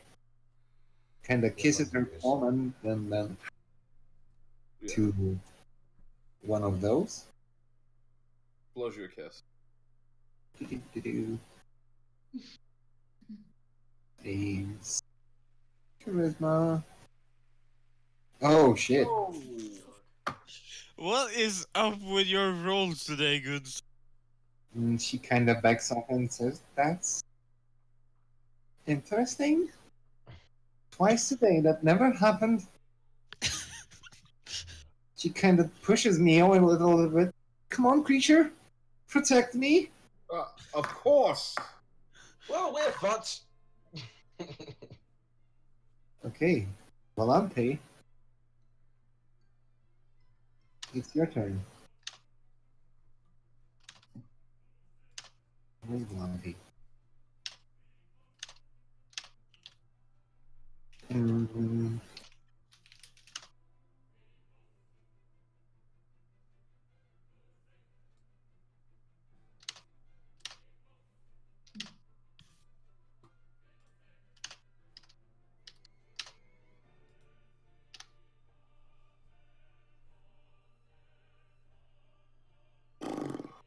Okay, I will do something about this.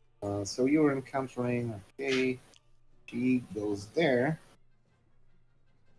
not just bow, and shoots Merilith in the head.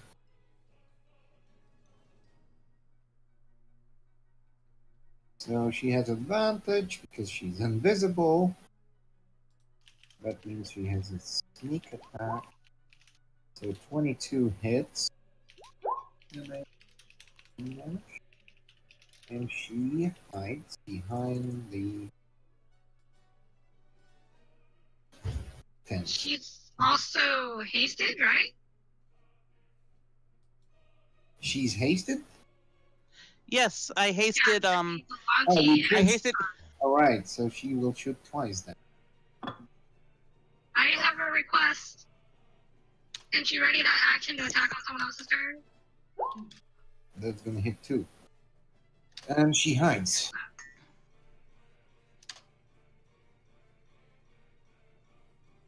And that's gonna be... Okay, that's pretty good. That totally deals 21 damage.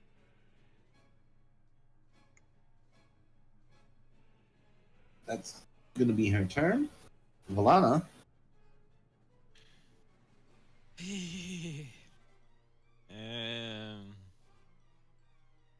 How many people again? Such. Well.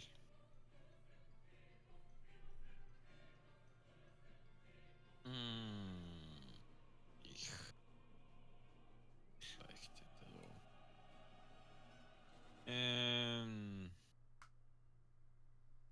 Oh fuck it, I'm just going to do this wait, hang on. Spiritual weapon is bonus action, it is. Yeah, I am going. I don't really know what to do. I'm sorry, guys. It's alright. No, it's not. Yeah. Fuck it. Yellow. Ishtar. Yeah? There you go. 14. Ah, thanks, man. Something you could do. That was just your bonus action, though. Yeah, I am really worried of that woman. I don't want to use my action against her. At the same time, I need to do something about my action, but I don't exactly know what to do with my action. You don't gotta worry about her. She's great. Those guys. I. They the bad one.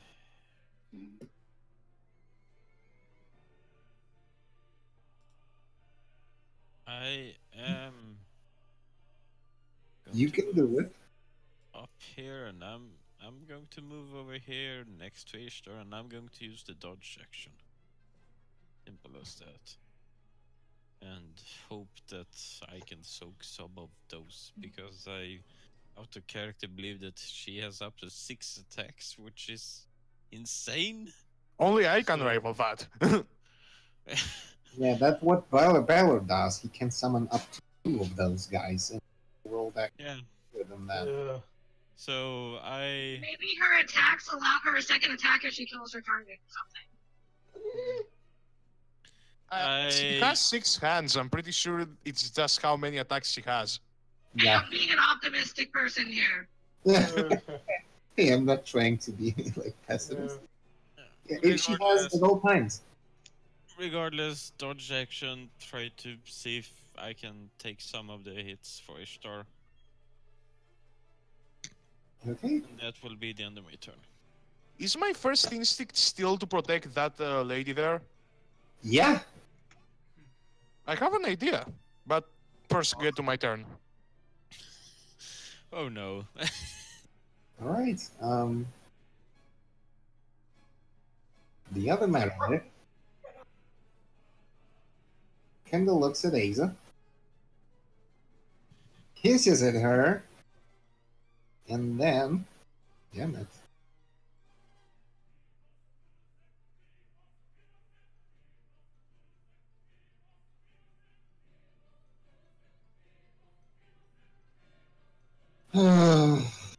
I wouldn't do that to you guys, but I can. Uh-oh. Yeah, like, I know exactly what everything that's in all these creatures does, and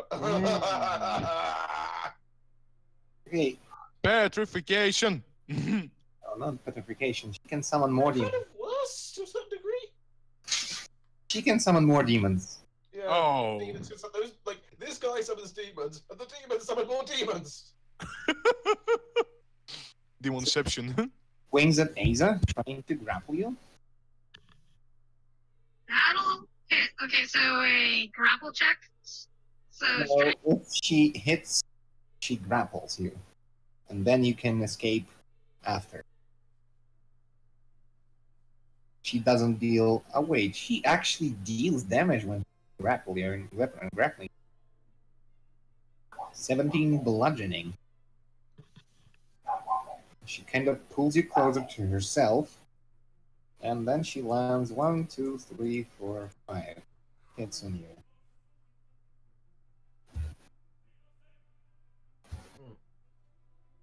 Although, two of those hit.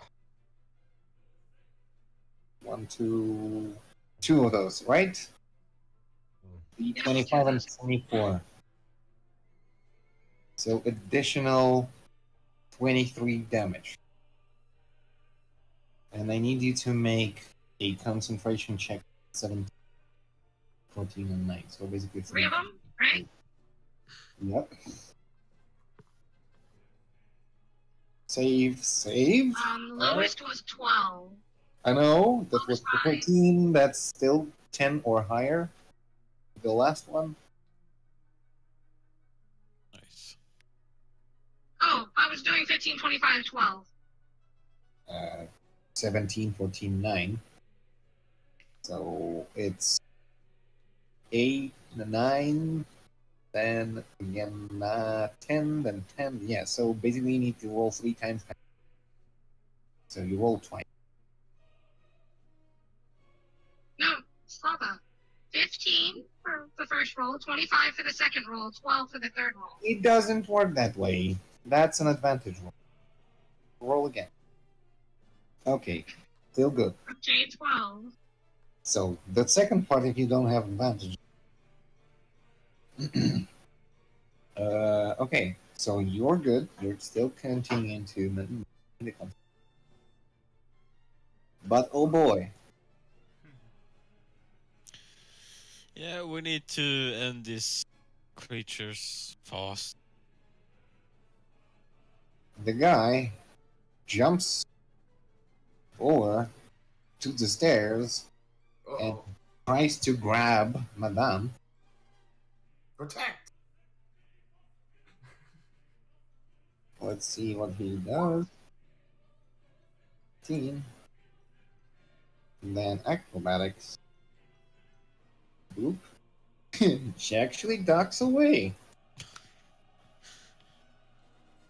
Oh, you gonna get it, Balar. And he kind of ignites around himself the ground and yelling at her at frustration. Yeah, I'm unaffected by fire, motherfucker. I know, but that's what he does. Yeah. Come on. Fire is my element. Love it. Hey, 10 feet. Save. Need to see they burn. Yeah, so here. Everything in that area is flame. Holy moly, that's a lot. Oh, I am just outside of it. Fuck the maker. That's gonna be his turn.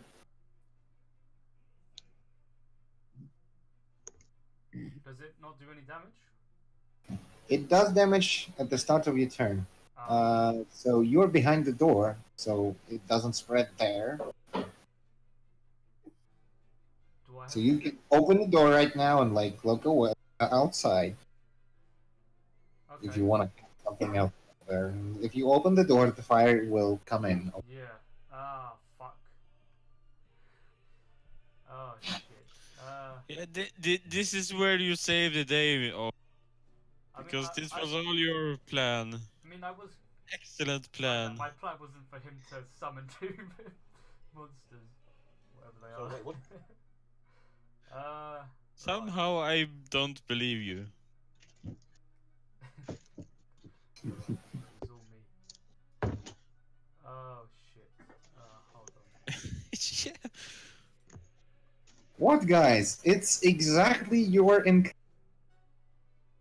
I'm not kidding. It's This is gonna be exactly a- this is gonna our. be- This is going to end up being a TPK, isn't it? Nah. Only because one of our dragons isn't here. Basically. But one of our dragons is well. No, honestly, it would still be like you do know what these creatures are, right? Yeah. Hmm. They ain't got chance. They don't stand chance. Basically, the Merilith, the creature that he summoned, is equal CR as one of the dragons. And you have two of those. So basically, you're fighting just the beta. Well, not one of the dragons. I mean, one of the lesser dragons. I mean, he's a young gold dragon, so which is a lot Yeah, weaker. 13th, 3 different. Yeah, maybe. Right. Hold on. I'm not summoning any more demons, so I would say that. If fuck. Well, I can't just stay inside. If I open the door, the fire will hit me, right? Can I move back? Yeah, well, Yeah, they're actually 6 CRs higher than Mio.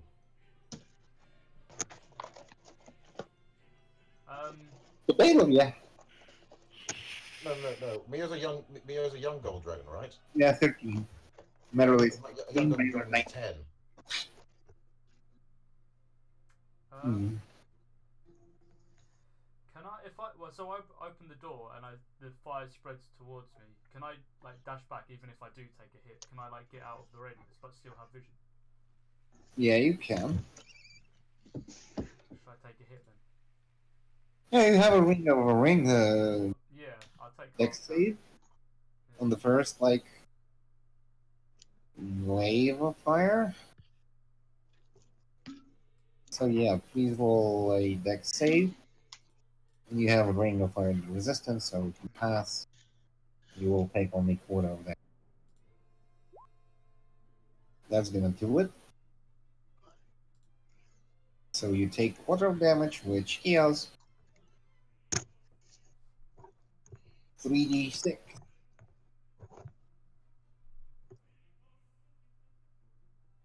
A 11 divided by 4, so yeah, 3 damage.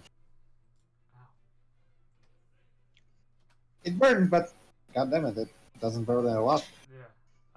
So I'm gonna move back out of the radius. Do I still have vision on, like? Yeah, you open the door and you can see everything that's happening outside, like maybe like in a cone. Yeah. Right. I'm gonna call lightning. Oh yeah, it's gonna ask me to do that. What? Okay. You're calling lightning. Where's the center? Oh, it has a radius, doesn't it? I guess it Yeah, would it's- it would have to, even if I hit this guard, I'm gonna try and hit these two. It's a 10 feet tall with 60 radius. So yeah, you center it on the stairs, right? As long as it doesn't hit anybody that I don't want it to. You summon a cloud, and then you hit targets like from it. Oh yeah, that's right. Yeah, just over the stairs. So 60 feet will cover like whole market and the temple, of course. Oh, You wow. can summon it like further, and then it will cover all the ground basically. Yeah. Okay, so I'm summoning it at, like over there.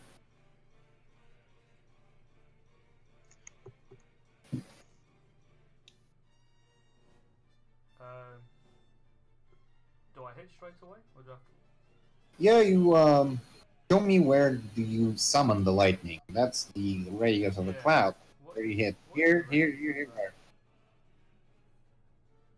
within 5 feet of them. Yeah. Is it 5 feet? Yeah, you hit like 9 cubes. Oh, I guess I can hit those two, right? Yeah, you can hit Merilith and the Baylor. Yeah, I'll do that. Alright, roll damage. What is it? 3d10. Unfortunately, it's not stormy outside, Oh yeah. so it's normal damage.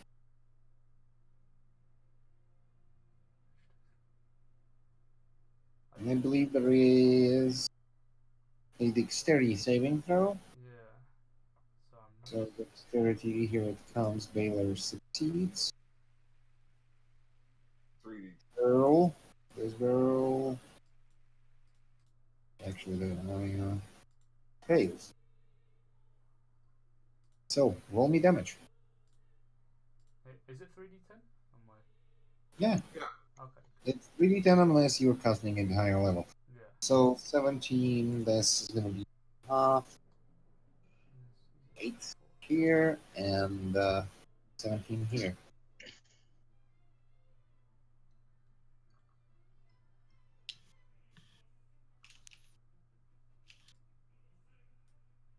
So you have your bonus action. That's it. You're concentrating. I'll just stay here. Okay. You stay outside. Sebastian, what do you do?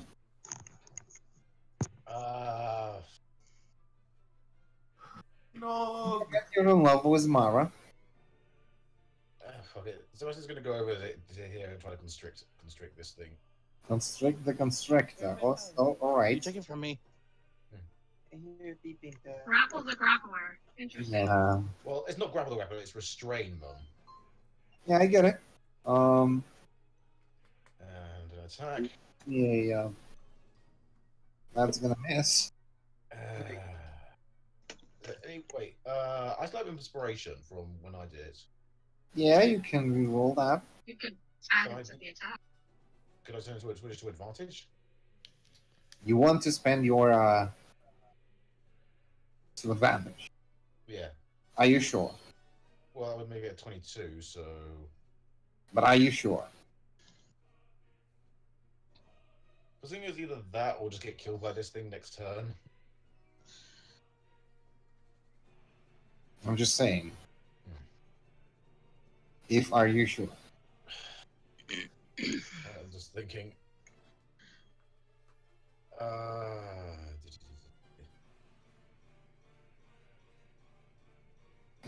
Oh, wait, yeah, they have that thing, don't they? They have all the things. Wait, hold on. Oh, yeah. If it helps, it's technically a 23 because of Isa's boon, but that's all I've got for you. 23 5 damage. Oh, so it's wait, so if that switches to a 23, then yes. Well, no, only if you roll your advantage thing. Yeah, if that makes the advantage a 23, then yes. All right. You constricted. She's holding Asa, and you are holding her. Which, well, first off, they get a disadvantage on their attacks, so... So yeah, 4 damage. And halved, because it's not a magical. Okay. 2 damage. I would suggest, like, considering this thing's restrained and probably not going to be anymore when it gets to its turn, we probably want to try and dogpile it with advantages while we can. I mean, that'd be nice, but there's not too many people that can do that. I know, but it's probably the best I can do right now.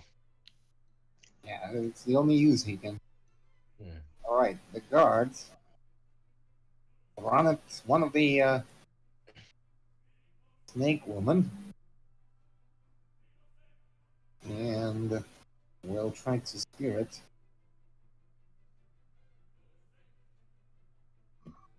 Holy shit!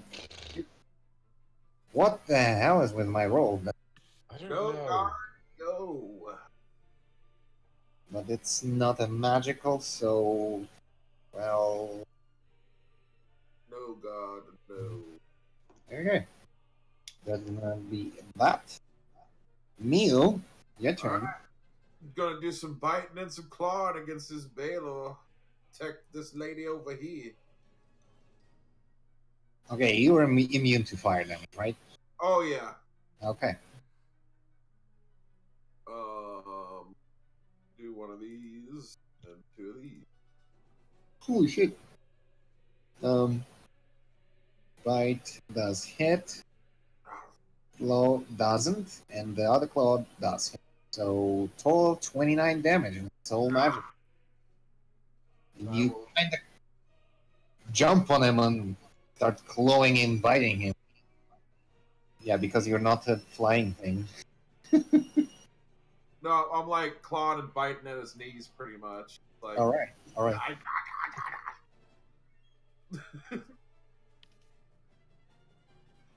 right. That's it. Uh-huh. All right. This guard to make a say, I believe. Oh no, there is no save. Yeah, there is no save for him, at least. So he basically takes 3d6 damage fire, and then 8 damage. He's barely holding, but still not going to give up, and stabs the Baylor. It kind of not pierce the rough skin of it. That's going to be his turn. Ishtar, you're hasted, blessed, and it's your turn. You know what I thought? You said it's still like his first priority to protect her, like, right? Yeah. So maybe like he sees like all his friends like trying to like, you know, doing all they can against those demons and stuff. And I want to actually use my inspiration to have him snap out of the charm. You can make that save on the end of your turn. Okay. Wait, can I make that save at the end of my turn? If you take damage. Oh, if I take that. Okay, I didn't take damage. How much damage do I take from the flames? Because I guess technically I am on the flames. Yeah. I want you to roll that. And that's gonna be...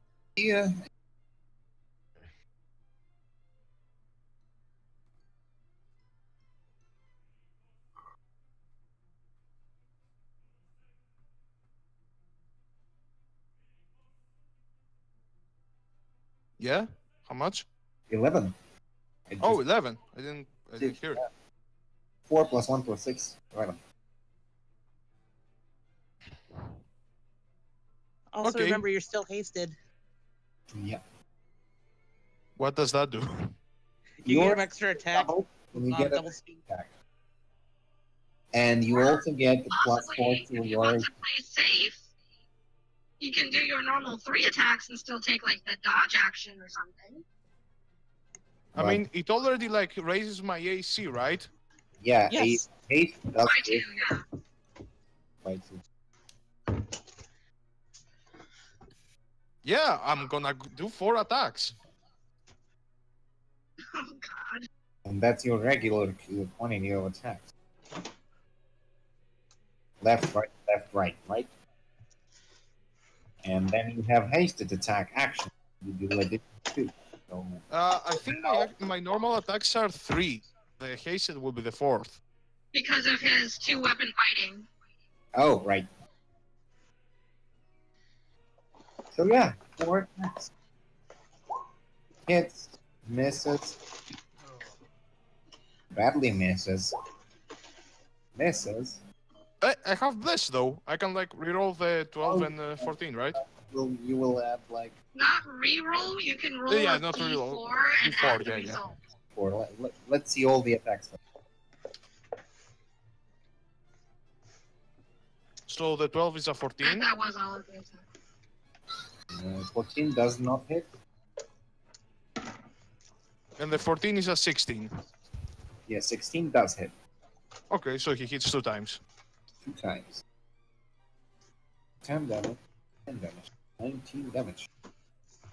And I believe your attacks are not magical. What? Your attacks are not magical. My attacks are no, they are not magical. I mean, the adamantine sword. No, Yeah. I didn't use that. So Okay, 8 damage. Why aren't you using your new sword? because they are basically a downgrade for battle, they have like lower damage die, and they don't do like. They're really good during siege, but they're not very good versus like one-on-one dual combat things. Oh. Okay. Yeah, I gave you a hint, but roll with the. You can use your action surge if you want to, while you're hasted Yeah, you with can. a small attack.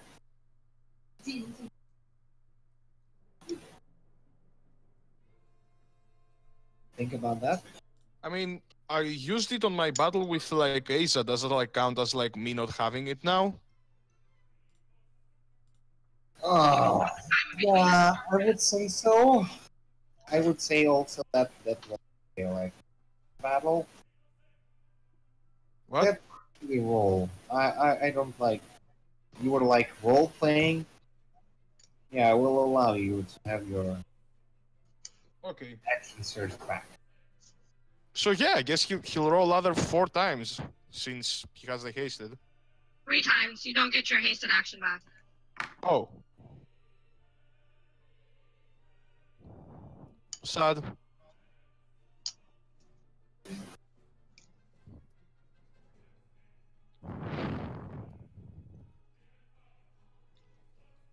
Okay, What is with him and the bad rolls? 2 hits. Yeah.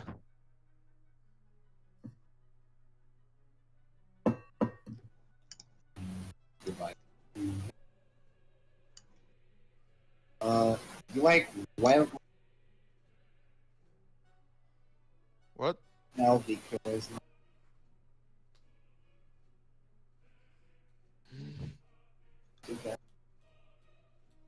kind of fumble 2 times during.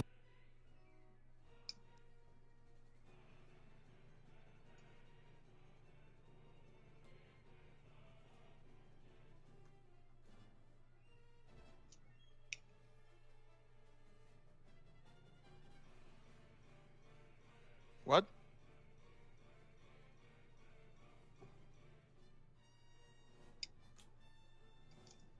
Save.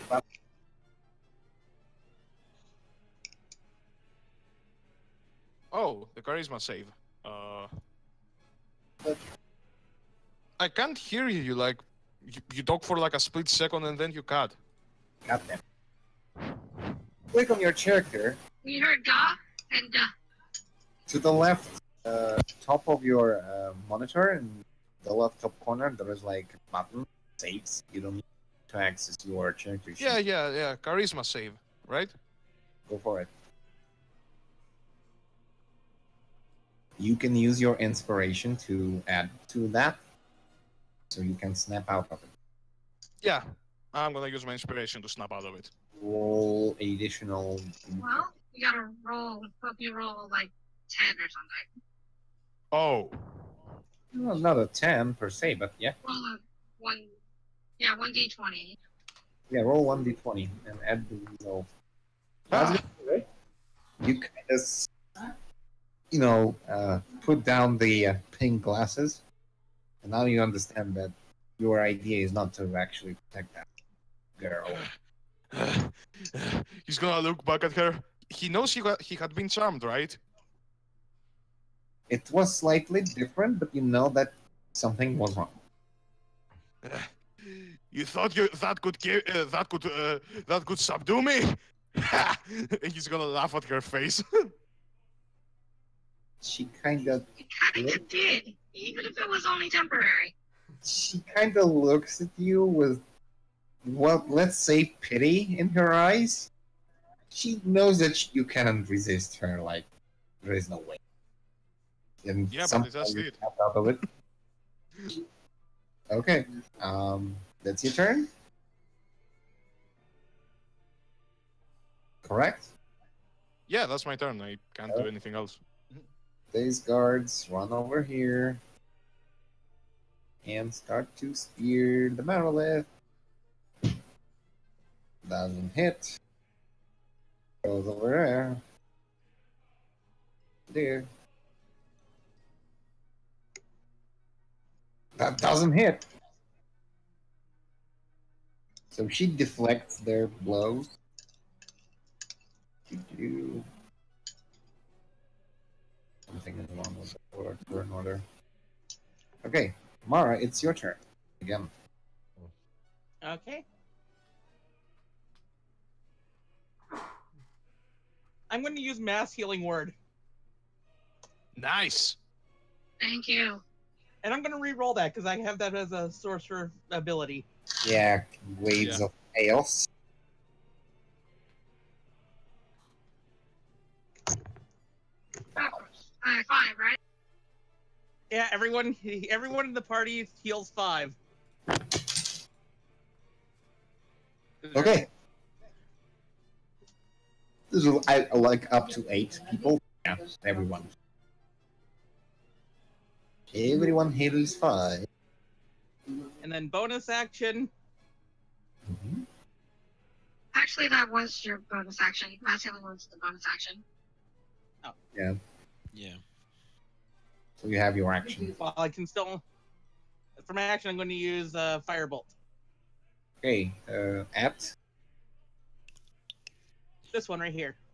Okay. That one that's constricted, you have advantage on your attack because she is restrained. Okay.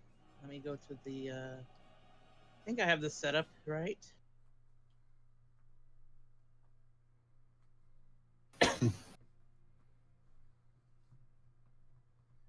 Oh, holy shit!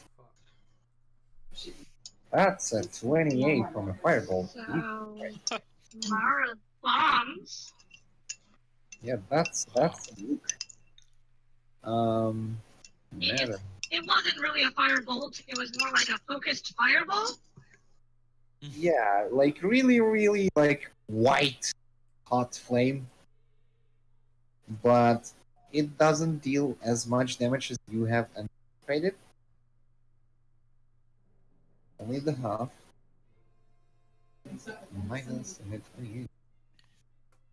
That's still at least 14 damage. Yeah, that's a good one. No doubt. These guys, I forgot about those guys. Closer. And that's my turn. They roll here. Okay. Isa, your turn. I'm gonna attempt to break the grapple. Okay, make an athletics. That's enough. You managed to get away from the shackles of the coils of a tail, and you kind of bail, but you're in 5 feet of her. Okay, and I will. I have like nothing. I will attack. You're attacking her? It's gonna be a one-handed attack, and I'm gonna equip a shield. Okay. She will 18. She will parry one of Or those. 10 and 9. She will parry one of those as a reaction. The second one will hit. That is fine. And because she parried, I'm going to run the fuck away. Strategical retreat. Okay. So I believe it will be parrying the first one, the second. So damage. And the weapon is magical, right? You're using new right? Yes, I have named it Brave Moon Crescent. Okay. So 9 damage. In honor of Stune, in honor of Alana.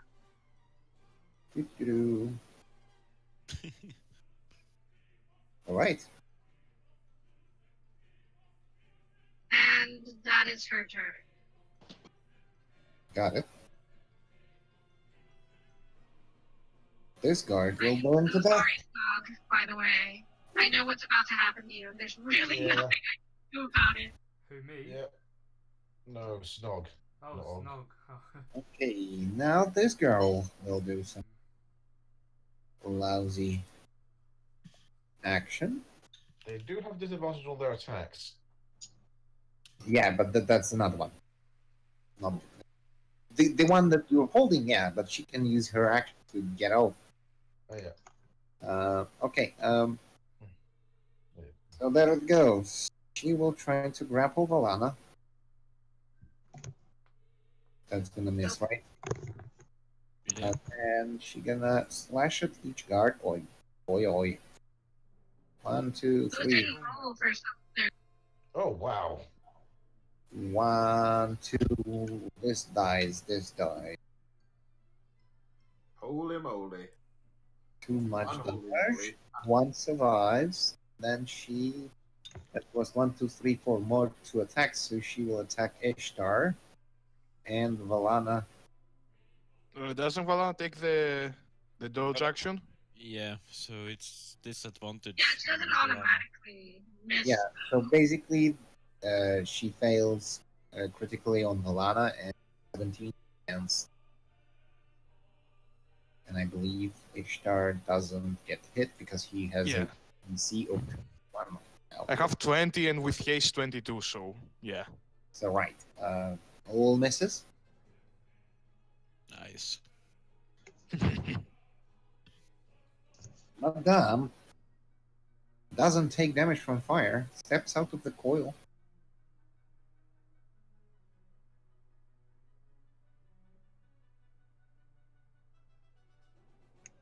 Oh. This is gonna be fun. She walks in the middle of this all. Just nonchalantly walking. Yeah. Gonna be fun at all. Color will be pink.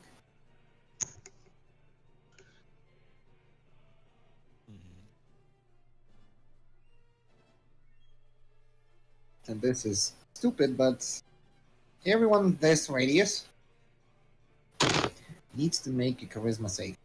No, I just snapped out of it. I used an inspiration dice. Come on. Doesn't that make me immune or something? That I'm aware of it? Unfortunately, I'm still blessed. No. I would like to use. Oh yeah, I am also blessed. I got a 23. You pass. Okay, wait, so what? What are we doing right now? Everyone, charisma save in that area. I would like to use my inspiration. Yeah, I see. Roll it. I have 23. Mio, you don't need to roll because you charm. You are already in. Asa, you're fine. Man, Alana, you're fine. She's just the greatest person ever. No, it's not. Okay. Ishtar, what's your roll? We're really gonna do this after I spend my inspiration? Yeah, it's different effect. It's absolutely different effect. Oh. Then, okay, makes sense.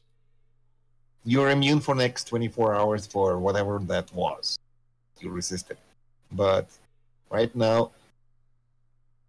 Okay. If I had to guess, I'm guessing she casted mass seduction on like everything in the room. Not really. Okay, Ishtar, I'm gonna whisper to you in Discord what the hell is going on. Okay, should I go to the chamber so you can tell it, or...? Yeah, we can do that too. Oh wait, does Sebastian need to make a saving throw? Everyone, everything. Okay, so wait, why is you messaging Ishtar what's happening, right? And not me. You need to roll. I think he's the only one that failed. Yeah, I failed as well.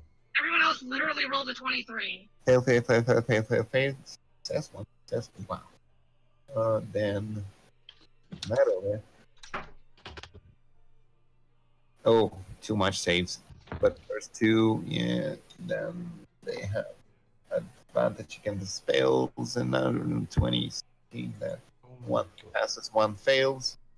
Okay, this one fails. That's gonna be.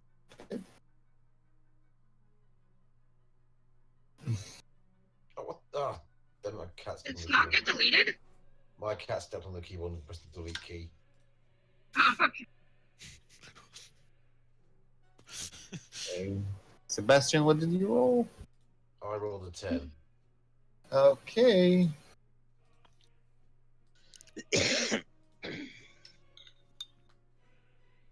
That's gonna be fun. Question: am I immune to this because I have an intelligence of less than 4? The +4, if you go with at it to 10, it will not help you a lot. No, I mean, am I immune to it because I have an intelligence of less than 4? Intelligence less than 4. I get it. No, it's more natural thing. It doesn't seem like testing anything. I will explain it in a moment. Okay. Oh, my cat just cuts at the claw into my armpits. Ow. Okay. Baylor needs to make a save too. God damn it.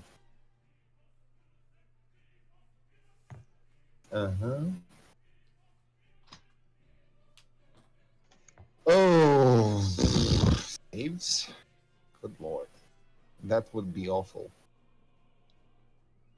Okay, these guys. You know, this lady is really pissing me off. No, she's not. She is a boon to all of society. And you're like, oh my gosh. Yeah, like, Japanese idols. The greatest.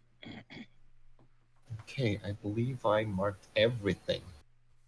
So, I need Sebastian and Ishtar. Jump to the chamber. Okay. Where'd Volante go?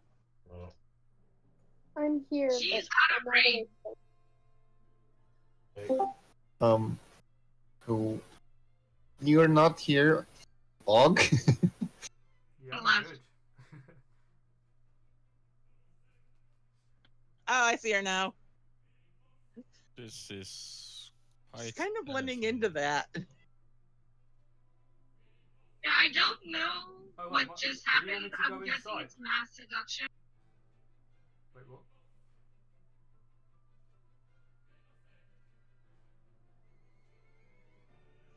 What's going on? Yeah, basically, she's playing the rogue.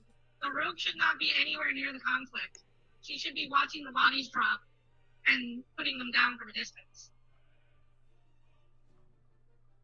Let the bodies hit the floor. Let the bodies hit the floor. Yeah, like she's sitting there with a bow and arrow, and she goes, "I wonder if that guy has a family." And then she shoots him in the head and goes, "Probably not." Then goes the next one. I wonder if that guy has a family. Maybe I should kill them next. It'd be rude to leave them as orphans.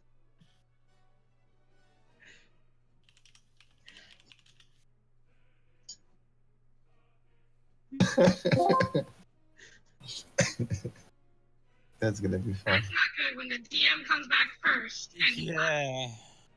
I am quite terrified at the moment.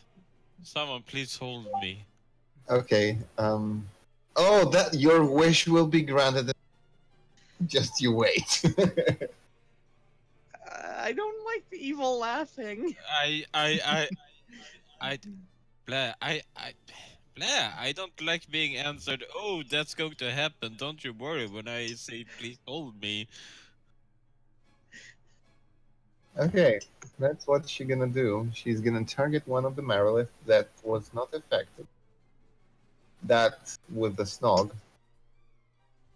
And, come on. Bless the rule, please. And I believe it 3 times. Yeah. Blast. Even advantage didn't help. 3rd time.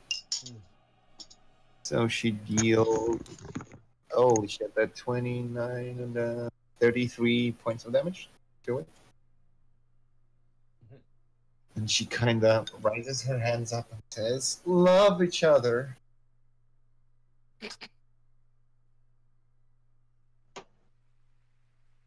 Volante. Susie, which I think she is a Susie. You play a good Susie. I don't know what you're talking about.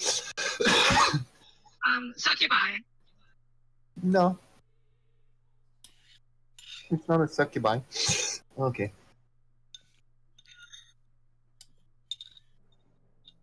We don't hear you for some reason, Volante. You have yourself muted. Feel free to light up. Oh yeah, yeah. Feel free to light up that snake if you want. Am I working finally? Yeah. Yeah. Okay. Sorry, my Discord is just not working the best right now for me.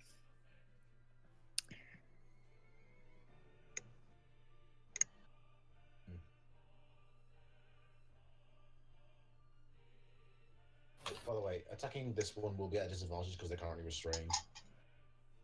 You know.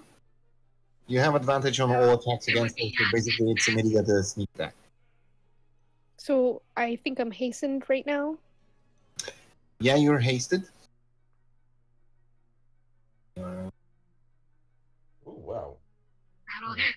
That'll crit. That'll double your sneak attack dice. Yeah, roll a sneak attack again. Holy shit, 31 plus 10, 41 points of damage, but that's not a magic damage, so... Still 20. It's not bad. Yeah, it's a lot. It's a lot. She takes 2 arrows, like in her chest cavity, and shrieks. Just one. Oh, yeah, 1 attack, I'm sorry. I'm gonna hold my action for You'll- whenever one of them attacks someone else. You still have an attack that you need to use as your hasted action. It's not extra attack, Slava. It's another action. Yeah, I know, but you can use it only to make an attack. That's what she just did.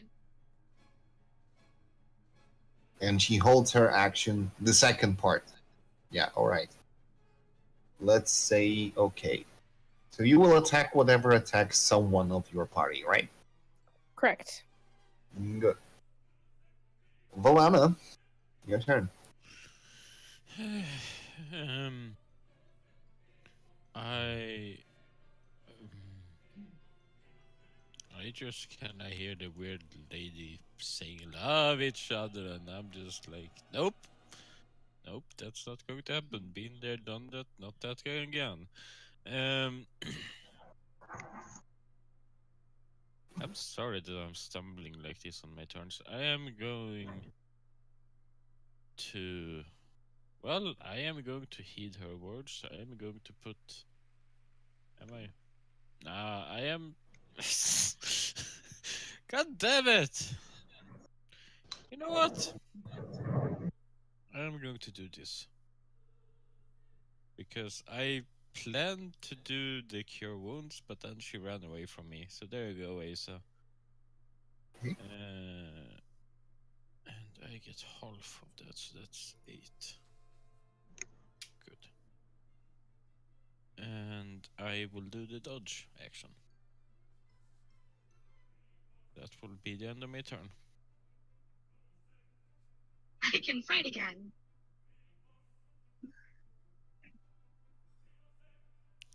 If you only, like, I don't know, would have stood next to me or something, then I could properly heal you, but... I honestly thought about it, but then he said that its tail could actually reach me, and I was like, I don't want to get my ass, like, re-grappled. Yeah. So instead you just got the healing word, but it's fine. That will be the end of my turn. All right. So you don't use your action. My action is dodge. All right. Okay. Marilith, this one will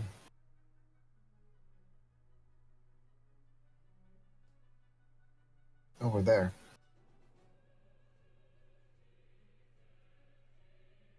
Oh, that's not good. Oh, that's really not good. Yeah, but that's her action. She's locked and loaded to Asa. And she kind of I hisses to apparently Temple. am very, very appealing to these things for some reason. Snake lady. I don't know what's going on. They're just cutting off you from like fleeting. Okay. And here we go. Baylor. Neil. He kind of looks at Madame, but he understands that you are attacking him. And he swings at you. Yeah, he better. Yeah, come get it, motherfucker. Kind of summons in one hand a lightning sword, and in another Okay. hand a whip, which is fired. I'm afraid of your whip. Yeah, but it deals also a, slashing damage as well. So, I ain't afraid of the whip. all right. That sounds so wrong, Yeah. man. Swing with the sword, and you duck away, and then he swings with a whip, and you, with a loud crack and the fire spreading around, you gotta make a DC 20 saving throw. Okay, strength. Yeah.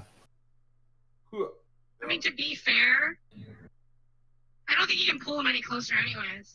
Yeah, Pulls you closer to his face, I'm like. like right up on him anyway. So Yeah, I know, but you're kind of was keeping like decent distance, about a couple of feet. Now you're face to face.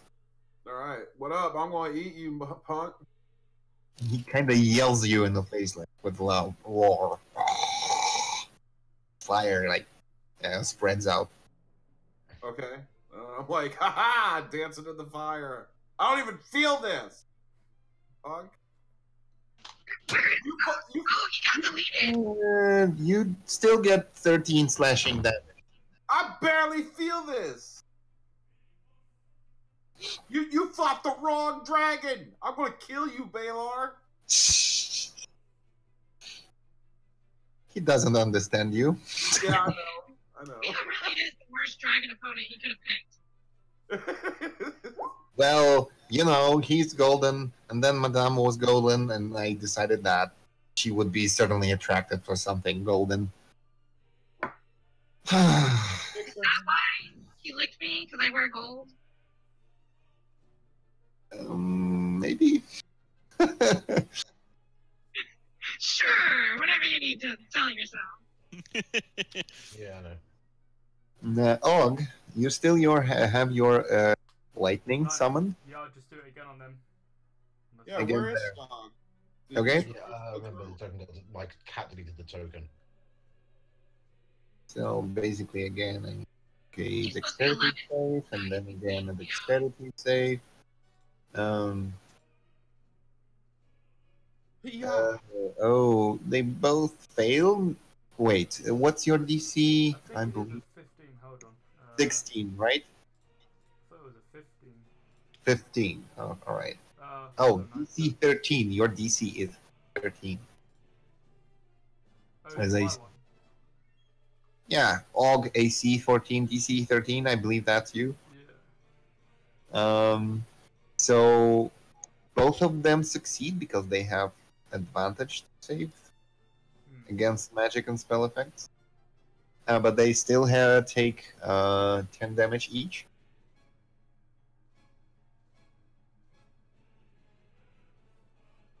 Okay.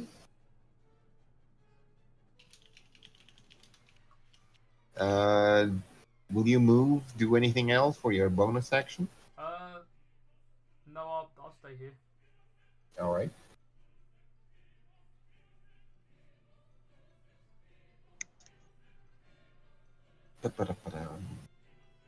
Neil, you're playing a big BDSM game with a Baylor right now? What you should gonna the do? dog go first? Yeah, Snog accidentally got deleted from the turn order. He was supposed to be between Og and Mio. Oh, you fold out. I get it. Yeah. You deleted yourself, so yeah, I will. I did not delete myself. My cat deleted me. Cat deleted you. Oh boy, he's a good DM. What's your initiative was? It was 12. Well, all right. So here you go. Go for it. You need. You know what you need. The closest Yeah, I know I need. So. is or this or this. Wait. Hold on. Skeleton. Yeah. Wait. So wait. Is it the closest thing or the closest thing when it was cast? No, the closest thing approximate to you. Okay. I guess. Wait. This guy's on the other side of a wall, isn't he? He is over the wall, yeah, but reachable for you. It's not a big wall. It's 5 feet high. So yeah, he's approximately about 12 and a half feet away from you if you take a straight line. Okay, I guess Nog's going to move to here and just start nuzzling the guard, I guess. Basically, what you see is Snog is trying to dry hump the guard. Oh. Well, So, that's fun. what you're telling me is that he just constricted the naked snake girl, and now he's constricting the guard. Yeah. The guard is like, what? What the hell? And then kind You need of... to get your pet fixed. Is an orgy about to happen? And the guard is kind of first of all like, what? What the hell? And then seem to be consent to that. I removed the mark. You have fulfilled the thing. Okay. He kind of into it. Oh my god, Ishtar's closest thing is Valana. Actually, technically, it's a snake. No, Same it's distance. Valana. Is it? Same distance. I would say it's Valana. No, they're both the same you. distance. They're the same distance. Mio, attack. Baylor kneecaps. I'll rip those kneecaps out. All right. Chop, chop, and chop. 2 hits for 4 and 15. Oh boy. That's damage 39 points of Wow, damage. nice rolls there. Not bad. Holy shit. That's painful. He roars in pain. I think that'll be the end of my turn. No, I'll move over here to just get in between the Balar and everybody else, pretty much. Okay, so you're not. Alright, you're not leaving like a proximity, so you don't get it. Alright, I get it. Yeah. Oh shit, that's gonna be interesting. Card. Okay, this card goes there and tries to make love with another guard. Ishtar, Yeah. roll 1d3, where 1 is Walana, 2 is Can't Mary, I choose? and 3 No. is Theo. No, please no. No, roll a d3. Roll it. Roll a 1, Oh, roll a 1, roll a Oh. 1. Oh. There you go. So Issa is gonna like remove his helmet, grab, like turn Valana towards him, and like give her a deep and passionate kiss. Yeah, Valana is going to resist that. That means necessary. Athletics against athletics. Or opposed strength. Istar is slightly offended. Oh my god, it used a porno beam. Come on. Istar is supposed to actually like roll to try to What's your like roll? continue, right? You need to roll Yeah, higher but than you gotta roll that against her. to actually finish your task. So yeah, athletics. Mm-hmm. Is it contested? Oh yeah, you managed to. Yeah. You plant a hard one right in the lips, Well, you can't really say on the lips at least because he can't. I mean, sure, if he wants to hold their body, but he can't hold their head at the same time. Like that will One be hand, awkward. you know. Goodness me! behind What the head, side the other are behind you the on wrist. this God star? damn it, lad. One hand behind the head, one hand behind her What waist. He side can't are hold you her. on this star? Well, no, Sebastian's doing On the this side time. of the charm spell I'm under. Apparently. So yeah, that happened. All right, and that's gonna be your turn.